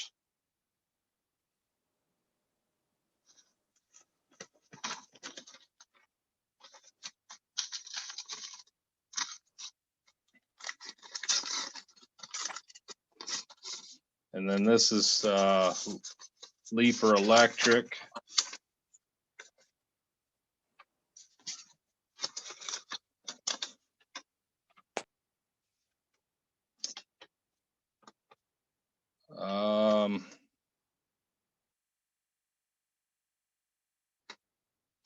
It looks like the same thing was just discussed with the lighting being provided by the city.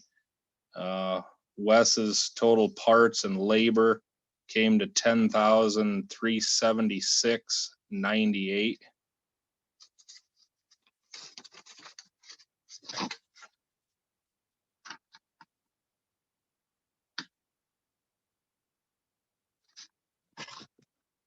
Did you guys all get those?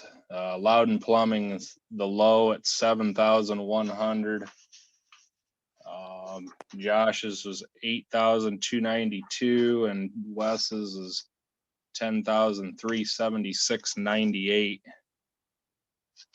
So I think we'll motion for the electrical separate if anybody's willing to move forward with that tonight. Is there any discussion on the matter first?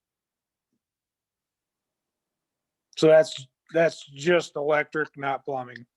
Yeah, this is just the electrical set part of it through the, because Josh obviously is only providing the electric service that he bid on. So we'll vote on, I think the best way would be to vote on the electrical and then have another vote for the plumbing and heating. Jarek, go ahead, Rod. Why is the city buying the lights instead of the contractor? Steve, did you want to touch on that? Me and you. No, basically, so we aren't paying taxes on it and there's no markup. Can you buy them cheaper than they can though? I would guess we can. But have you checked on it? I haven't. I don't know what they can get them for, but I mean, I can ask them and find out. That's not a problem. No, but I was just saying, I'm just kind of surprised that we don't know what we're gonna have to pay for them when we have to get them now. Right. My guess I is. mean, Oh, go ahead, Steve. the ones that I've been looking at online, and we've been looking at the 4-bulb LED 4-foot, they're right at $100 a light.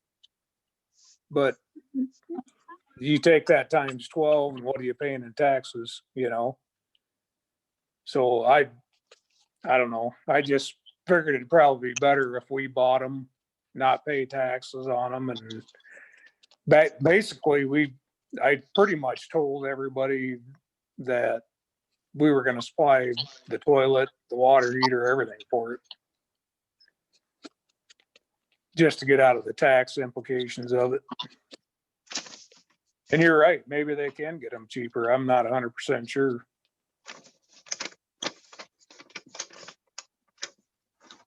Well, we could look into it, I guess, and see, but There I you mean, go. it's pretty hard now. They already bid it that way, so they're not gonna change their bid anyway. yeah, my guess is like Steve said with the tax end of it, and generally you have some markup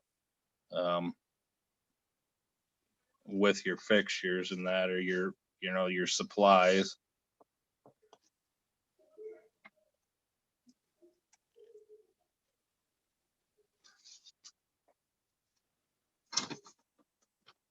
Well, I'll make a motion to take the lowest bid, Jared.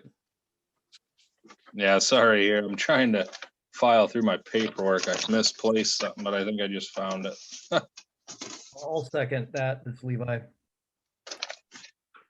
Okay, it was motioned by Rod and seconded by Levi to take Loudon Plumbing, Heating and Electrical's bid of $7,100 to supply the electrical services for the new city shed.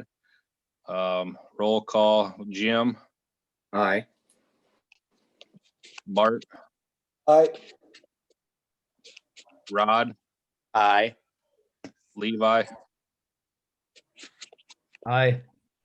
and Ron. Aye. Okay.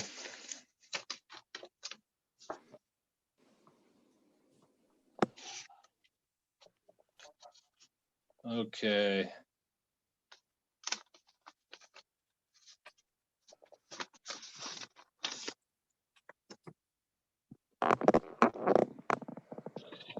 Steve, did you talk to these guys about, you decided to go with the tube heater, is that correct? We thought that might be a better option just for the fact that it's a high ceiling.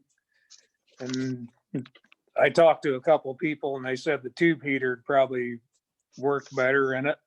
I mean, I'm not besides, that's kind of what everybody bid. If we want to go with hanging, I don't think anybody's going to be upset if we say, you know what, we're going to put a hanging heater in there. And thing of it is, we can buy a baseboard heater and put in the bathroom.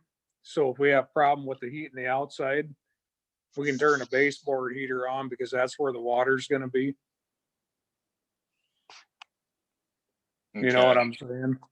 Right.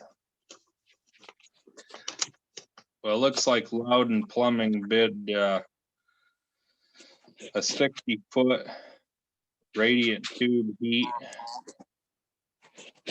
And it shows the brand they're gonna put in, a Heat Star, 175,000 BTU. Natural gas, pipe chimney. Imagine everything that goes along with installing that. Their bid on that is $3,860.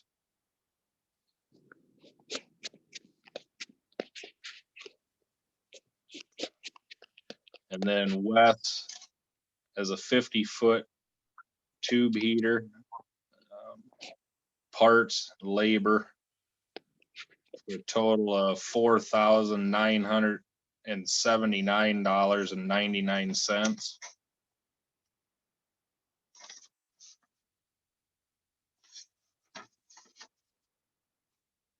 The tube heaters, they recover way faster than a a hanging heater.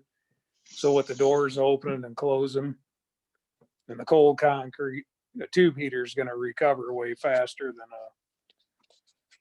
I mean, it's not like we're going to keep it 80 degrees in there or anything. It's just going to be.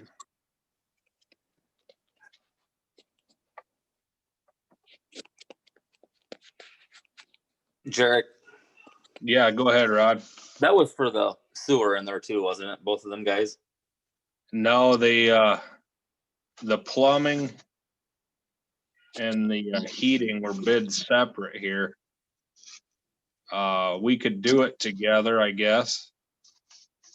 They both bid them separate though, the plumbing and the heating, the HVAC, I guess I should say, part of it.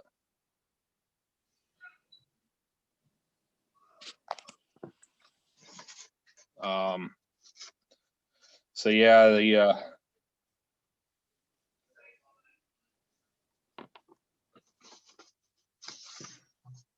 Steve, did you talk to both of them on the plumbing end of it? So Yeah. Loudon got that they're supplying a sink and a faucet, high-rise toilet. Oh, no, I told them we were supplying everything. Okay. Okay. Yeah, because Wes is, sorry, I'm getting off track here. I was just looking at the plumbing that he doesn't have any, he doesn't have what you said that we were supplying in his bid, but Loudon Plumbing does. Oh, yeah.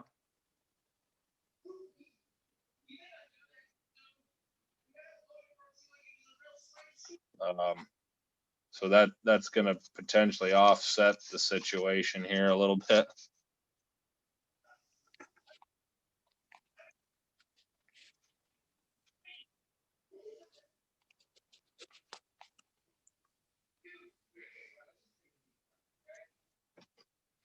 I'm not sure how we want to go down that road with What if you add their bids together, Jarek? For the heating and the plumbing for Loudon and the heating and the plumbing for Wes.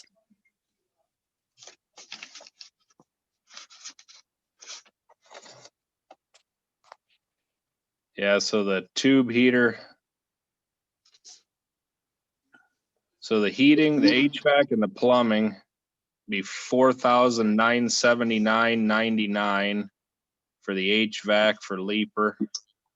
And then $1,731.69 for the plumbing. And that's of course with us supplying the sink and toilet, it looks like.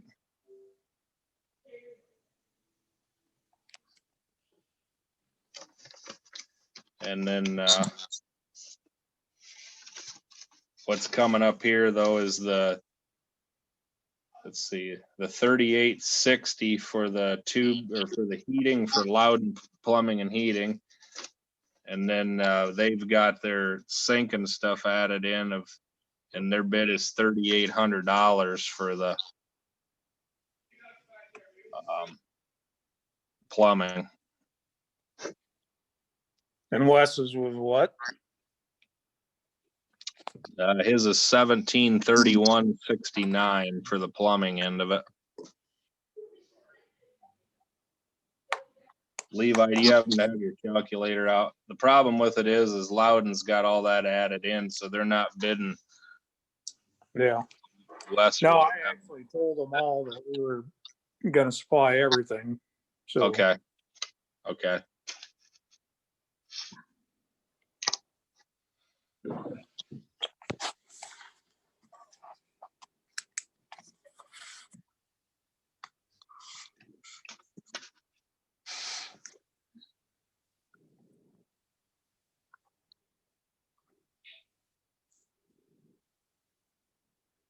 And if you guys aren't good with that tube heater, we can go with forced air. I mean, tell them we're decided to go with forced air and have them bid it that way. I mean, that's basically up here. You got it? Yeah. Basically what we're under pressure for right now is plumbing, right? On your phone. Steve, I think it's better with that tube heat anyway, that radiant. That's kind of how I seen it, but. I mean, think so too. Yeah. They recover way faster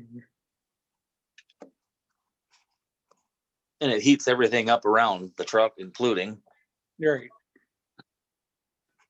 The only thing I was kind of worried about that tube heat was that garbage truck sits pretty high. Might have a paint run down the side of it. We get too close, but Melt the paint. Yeah. They should be able to offset those between bays. We have that trouble in our secondary road sheds when we back the motor graders in. You got to be offset in the bay on a couple of them because they're so close. Those tube heaters, from what I've always been told, like you said, Steve, they recover a lot better. I think they're more efficient. Loudon actually did bid a Resner hanging heater as a separate bid, and it's about $400 less initially to do. I figured it'd be a lot more expensive to do those tube heaters, but for $400, I think it's probably the right avenue to go down. Right. Yeah.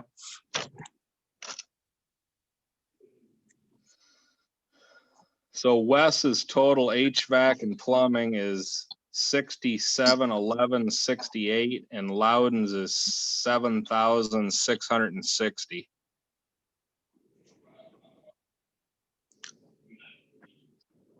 Did you subtract the stuff off of Loudon's? No, because the problem is he just has the sum of 3,860, or sorry, $3,800 on it. I don't have any prices for that stuff, Rod.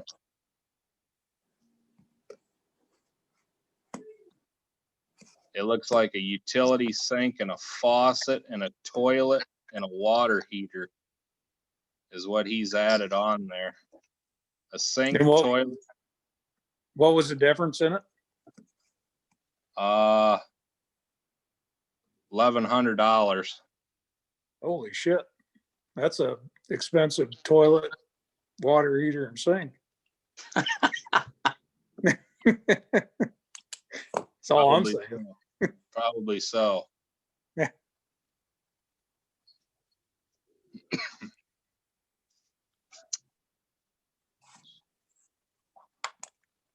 Well, I guess, Steve, you talked to him, and I don't have any doubt that you didn't tell them all the same thing. Wes's total for the plumbing, heating, electrical is $1,100 cheaper. Does the council want to move? Is there any discussion on that? Did you say that Loudon Plumbing and Heating was 60-foot tube and Wes was a 50-foot tube? That is correct. A 50-foot,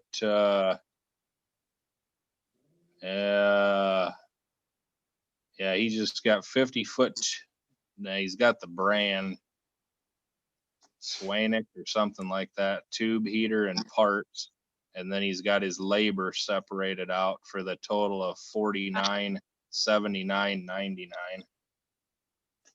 And Loudon has a Heat Star radiant tube kit. It's a 60-foot radiant tube. So yeah, they're actually going to run that thing east and west in the building, aren't they? Or they would have to.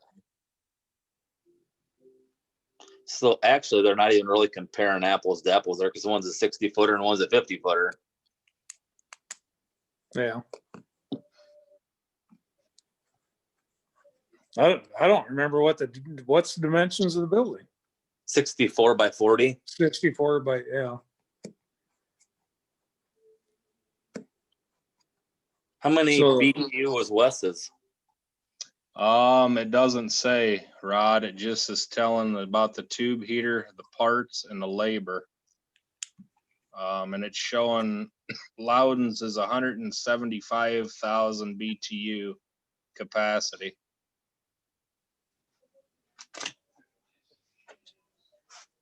So what do we do?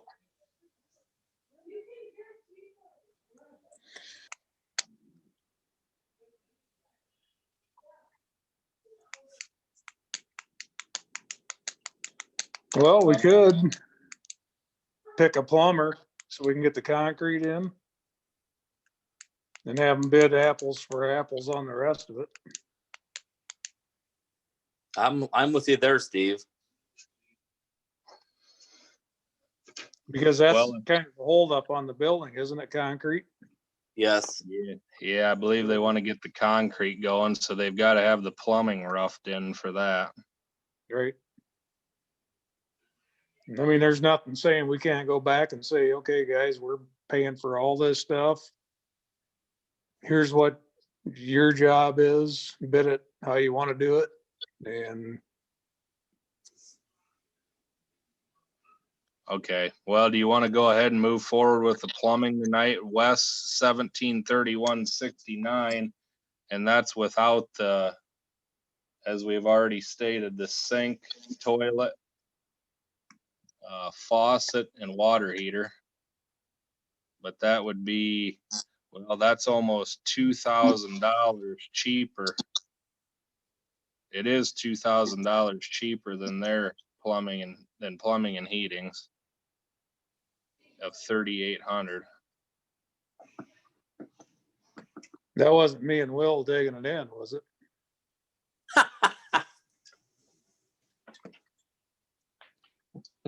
Well, it doesn't.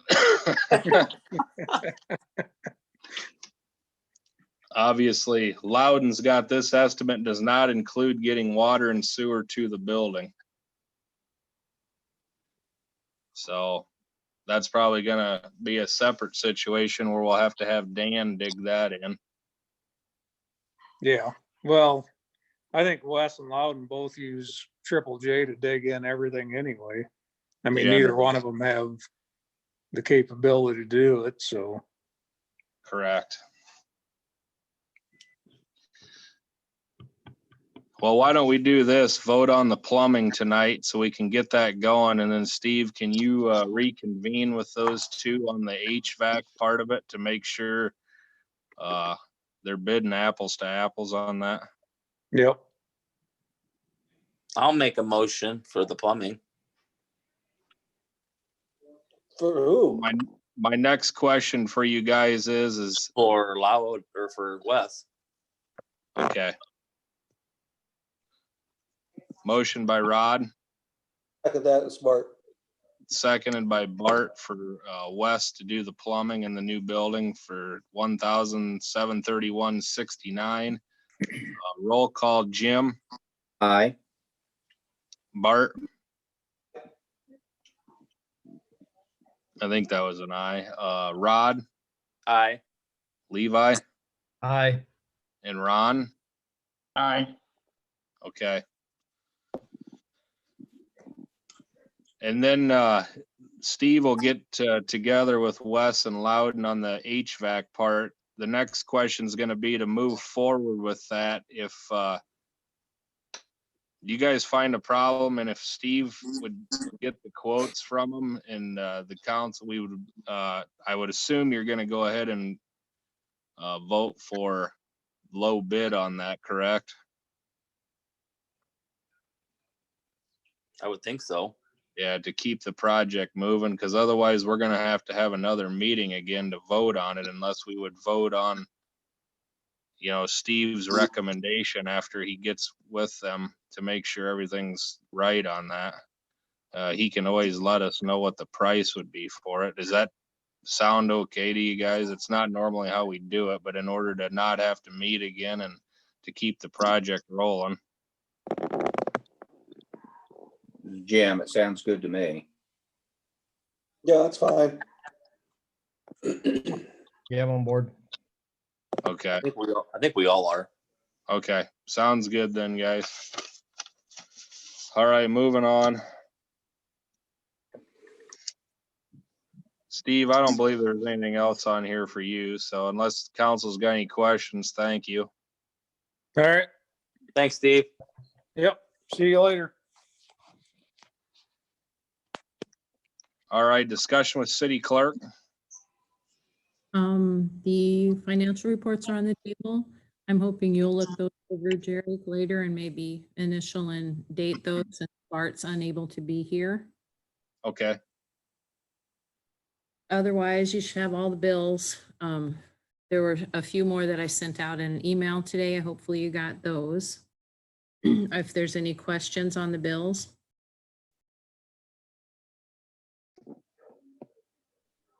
Otherwise, that's all I have. Do you have something, Rod? No, I was just moving. Oh, sorry. I muted you. I didn't know if you were waving. No, I'm good. Thanks. All right, was there any question on the bills? If none, I'd entertain a motion to approve. I'll make a Jim, motion. Oh, sorry, Jim. no, go ahead. I'll second it. Motion by Levi, second by Jim. Roll call, Jim. Aye. Bart. Rod. Aye. Levi. Aye. And Ron. Aye. All right, correspondence and communications, EMC insurance claim for EMT certification violation not covered. Yeah, EMC insurance renewal. Deb, did you want to touch a little bit on that? I think you probably have that in front of you. I sent it out with all of the agendas. It's on the back of your agenda. So every year, Bob Niermeyer just kind of hits the highlights on it on there. So the current total is going to be $56,029. Of that, $4,704 is the ambulance. $51,325 is the city.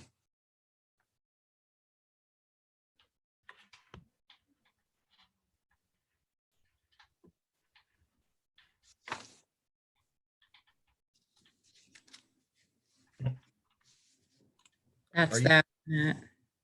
Are you talking, Jarek? Sorry about that. Moving on, if there's no questions on that from the council. Lincoln Highway Heritage Byway designation form. So this is to make it national. They passed it as a state thing a few years ago, but now they're trying to apply for a national designation. So there's an application form for the city to fill out on that.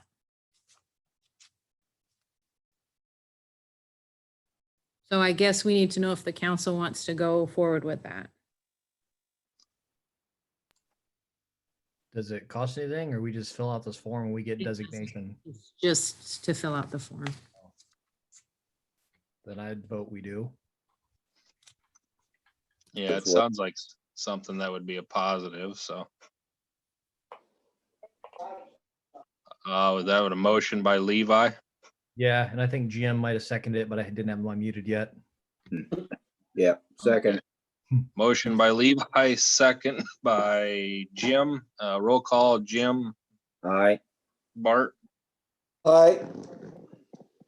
Rod, Aye. Levi, Aye. and Ron. Aye. Okay. Moving on, new business, approval of liquor license renewal for Victory Lane pending completion. Deb, Lisa said that she filled all that stuff out today, so you should be getting that. Or like, It just said it was pending dram shop this afternoon. she took care of that today. Oh, okay, good. Okay, is there approval? I'll make a motion. Second. I'll say one thing, we're not really selling much liquor right now. I believe a motion by Rod was made and seconded by Jim, so roll call, Jim, Aye. and Bart probably abstains. Correct. Rod, Aye. Levi, Aye. and Ron. Aye. Okay. Approval of Kevin Skinner cemetery mowing bid and agreement. Deb, I believe you had said that hadn't changed from last year. Is that correct? I think it's the same as last year, except he's added a $75 to weed eat and blow off the driveway. That's Yeah. kind of the expense he's had, I guess. Well, and I believe he had charged that last year numerous times for weed eating up and down those lanes along the edges. I don't believe he does it every time, so. I think everybody's been happy with Kevin's job out there, so I haven't heard any different, so. There a motion to move forward with that? I haven't heard from the cemetery board either way, so. I'll make that motion. I'll second. Was that Bart and Rod, I believe? Yep. Okay, motion by Bart, second by Rod, roll call, Jim, Aye. Bart, Rod, Aye. Levi, Aye. and Ron. Aye. Discuss date to have cemetery graves cleaned off for spring cleanup. I thought Sandy was taking care of that. I hope so. Or Bart, are you?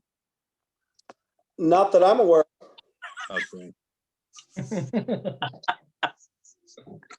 Deb, do you recall that, has there ever been a date set in the past? There used to always be, I don't think they set one last year. I think traditionally it's been April 15th. Yeah, I think it's always been tax day. Yeah. Well, gonna have to get going on that because that's Wednesday already, so. Of course, tax day now is what, July 31st? Oh, yeah.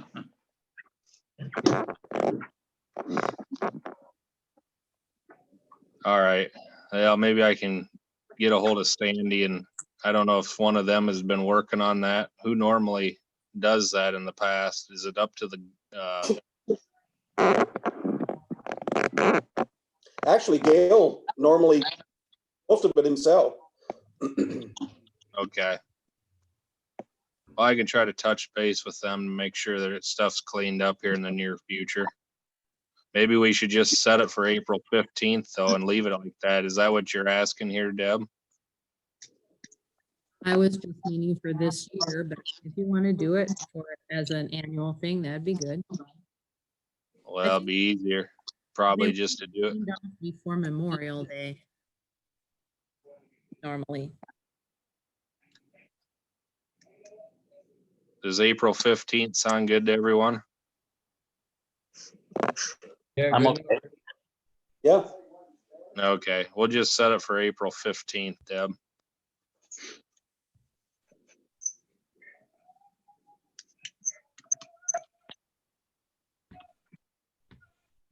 I don't believe we need a motion on something of that, so. Emergency declaration from EMA.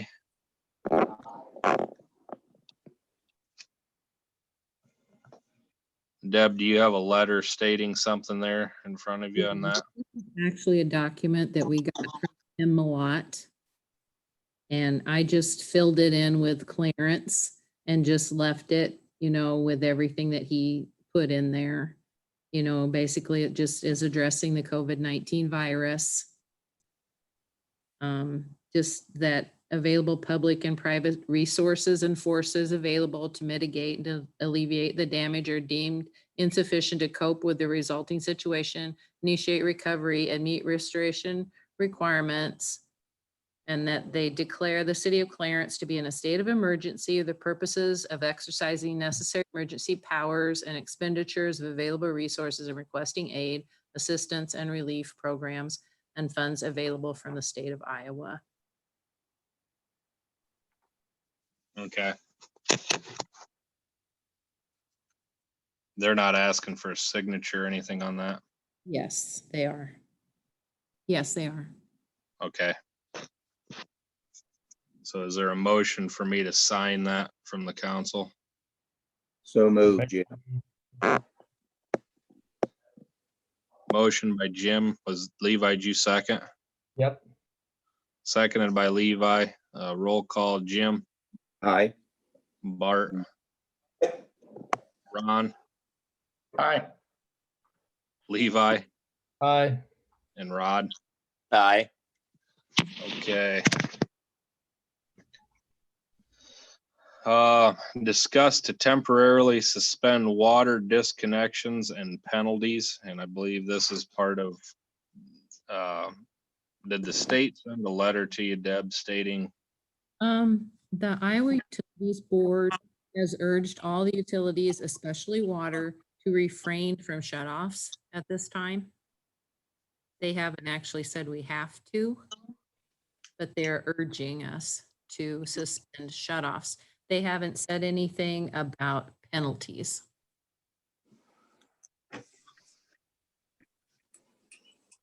Okay. Well, I think a lot of cities are taking that step. hopefully we can come up with a solution to the back water bills when we get through this. I read something interesting today that stated mortgage payments and rental and so on and so forth, that that'll all have to be paid back at some point, which I would believe the water bills would have to also. But Deb, do you have anything further that you've heard from any of the other cities on that? For instance, the city of DeWitt has stopped shutoffs, but they're still applying penalties. So a person's, bill would continue to add up, like you said. Yeah, I believe that we should still continue to have the penalties, but yeah, the disconnection, it may be good to cease them while we're in these trying times. Does the council have any thought on that? I'm fine with suspending them for the time being. The disconnections, you mean?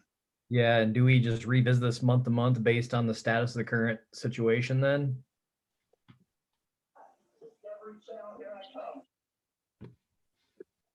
Yeah, I would say that that'd be best practice. Okay. But you're also saying that the bill should still be correct. Yeah, I'm not saying the bill goes away. I'm just saying that we're going to suspend disconnects, but people are still going to have to pay their bill back eventually. Okay. Does the rest of the council agree on that? Yes. Okay. So that also means we would suspend the disconnect fee, the reconnect fee, correct? Yeah, if we're not disconnecting, then how can we have a reconnect fee? Correct.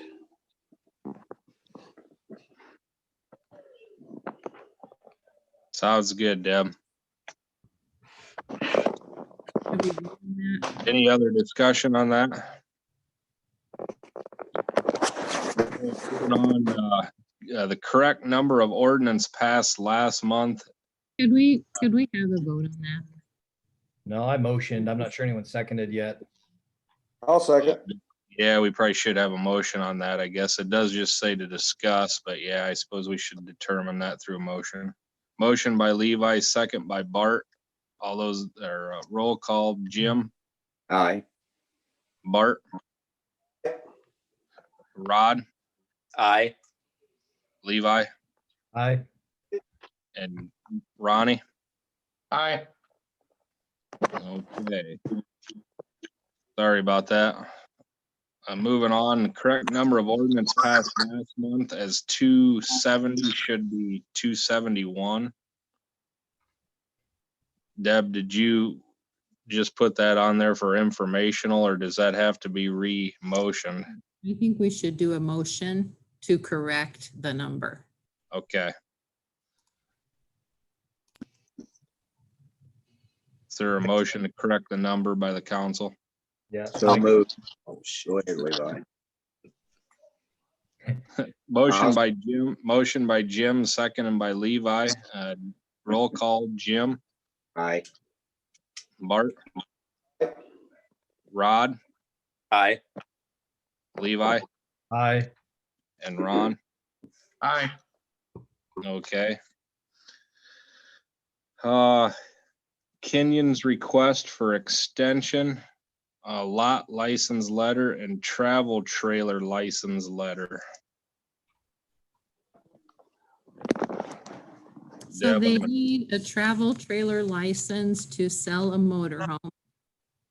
And to get that, they need a letter from the city saying that the zoning is correct. And they are also needing an extension lot license for the Wabash building so that they can sell vehicles out of that building. And they need another letter. So they actually need 2 letters from the city, basically stating that it's zoned correctly for what they're intending to do there. We've done these in the past years ago for them, you know, when they open their various locations. And Steve will be signing them since he's the planning and zoning administrator. Okay, so the first one is to sell just one motorhome. Is that what you said? Currently, they want to sell a motorhome and they need this license to be able to do that. Once they get the license, they'd be able to sell more of them. Is that what they're looking to sell out of the Wabash building? Is that what you're saying? No, this is the 100 Industrial Drive, Park Drive. So this is the older location Oh, okay. that they want this for. The extension lot is what they want for the Wabash building.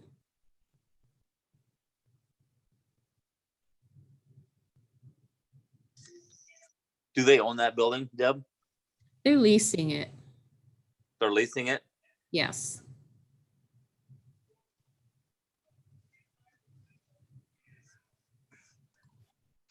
Okay, council, have any discussion on that? Do we anticipate any pain in the butt? Because it never seems to be easy. So if there's some way that we can break the rules or make it a pain in the butt, it's gonna be a pain in the butt. So is there, what's the situation that could be a pain in our butt? Is there any? I don't think we've had any trouble with their other extension lot licenses. And I don't see what could be a problem with them selling motorhomes at that Okay. location. That location is usually kept, you know, very nicely. You know, it looks really nice out there, so. Okay, yeah, I just don't wanna. And that's for the one across, that's for the one to the or to the west of Wabash, correct? Yes. Okay. So is there two separate motions needed here for both of those? I wouldn't think so. I would Wouldn't think think it's in one. If you're Okay. the same way on both of them. Well, Steve's signing it, so I guess that's okay with me. So. It's just temporary. It's just temporary, correct? No, they're not temporary.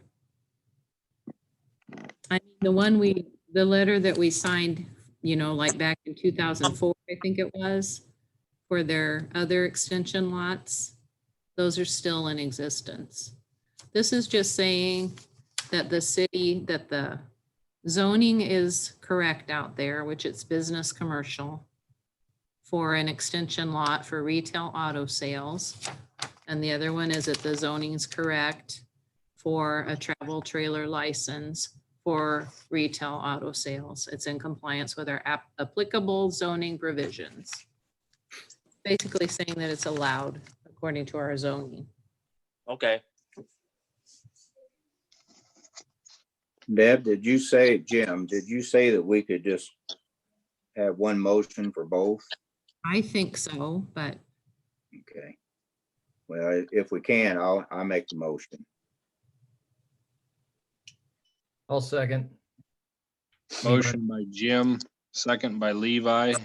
Roll call, Jim. Aye. And Bart. Oh, I'm whoops, that's an aye. Okay. Rod, Aye. Levi, Aye. and Ron. Aye. Okay, now moving on, resolution for pay to add Tara Brandt as ambulance co-coordinator. Deb, do you have that put together, or is that just gonna be yes. her take the place of Eric essentially, correct? Yes, I just have to, you know, do it by resolution in order to be able to pay her. So she'll get the $1,000 a month instead of Eric now. Okay. So you'll put that together, but it can be approved now, correct? It is already put together. Okay. Is there a motion from the council to approve this resolution? I'll make a motion. I'll second it, Ron. Motion by Rod, seconded by Ron. Roll call, Jim, Aye. Bart, Rod, Aye. Levi, Aye. and Ron. Aye. Okay, council persons concerns, Jim? Don't have any concerns. Just thank Levi for setting all this up. It shows why he's important to have on the council. And then a special thank you for the city employees. It's tough times and they're very dedicated. Okay, thank you, Jim. Bart? I don't have any concerns necessarily, but I was just looking at our agenda here. Did we have to vote on renewing our insurance? Well, that's a good question. Deb, do we normally do that at this meeting, or was that just, Just showing what we were gonna get. I'm not sure if we vote on it or not. I know, it's part of the list of bills that you are voting to pay. Oh, well, So then that's, I don't really then we recall vote. if we actually have done that in the past. I should look. I don't, All right. I I don't have- recall voting to have EMC do it. It's just, that's always who's done it for the city, but Right.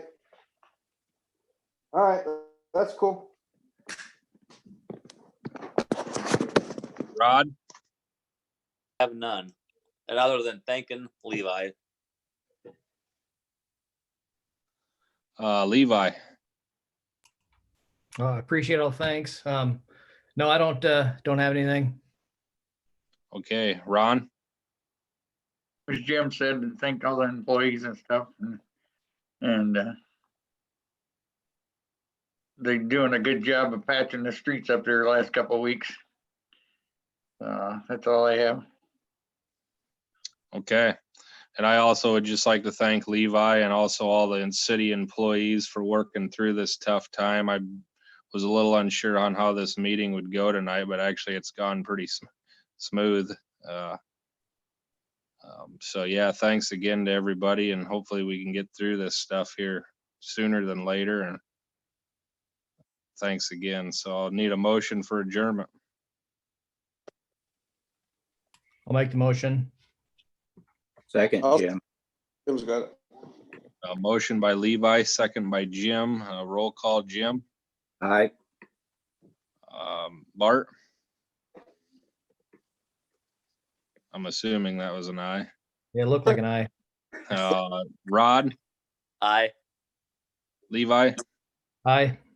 and Ron. Aye. Okay, meeting's adjourned. Thanks, guys. Yep. Thank you. Thanks. Later.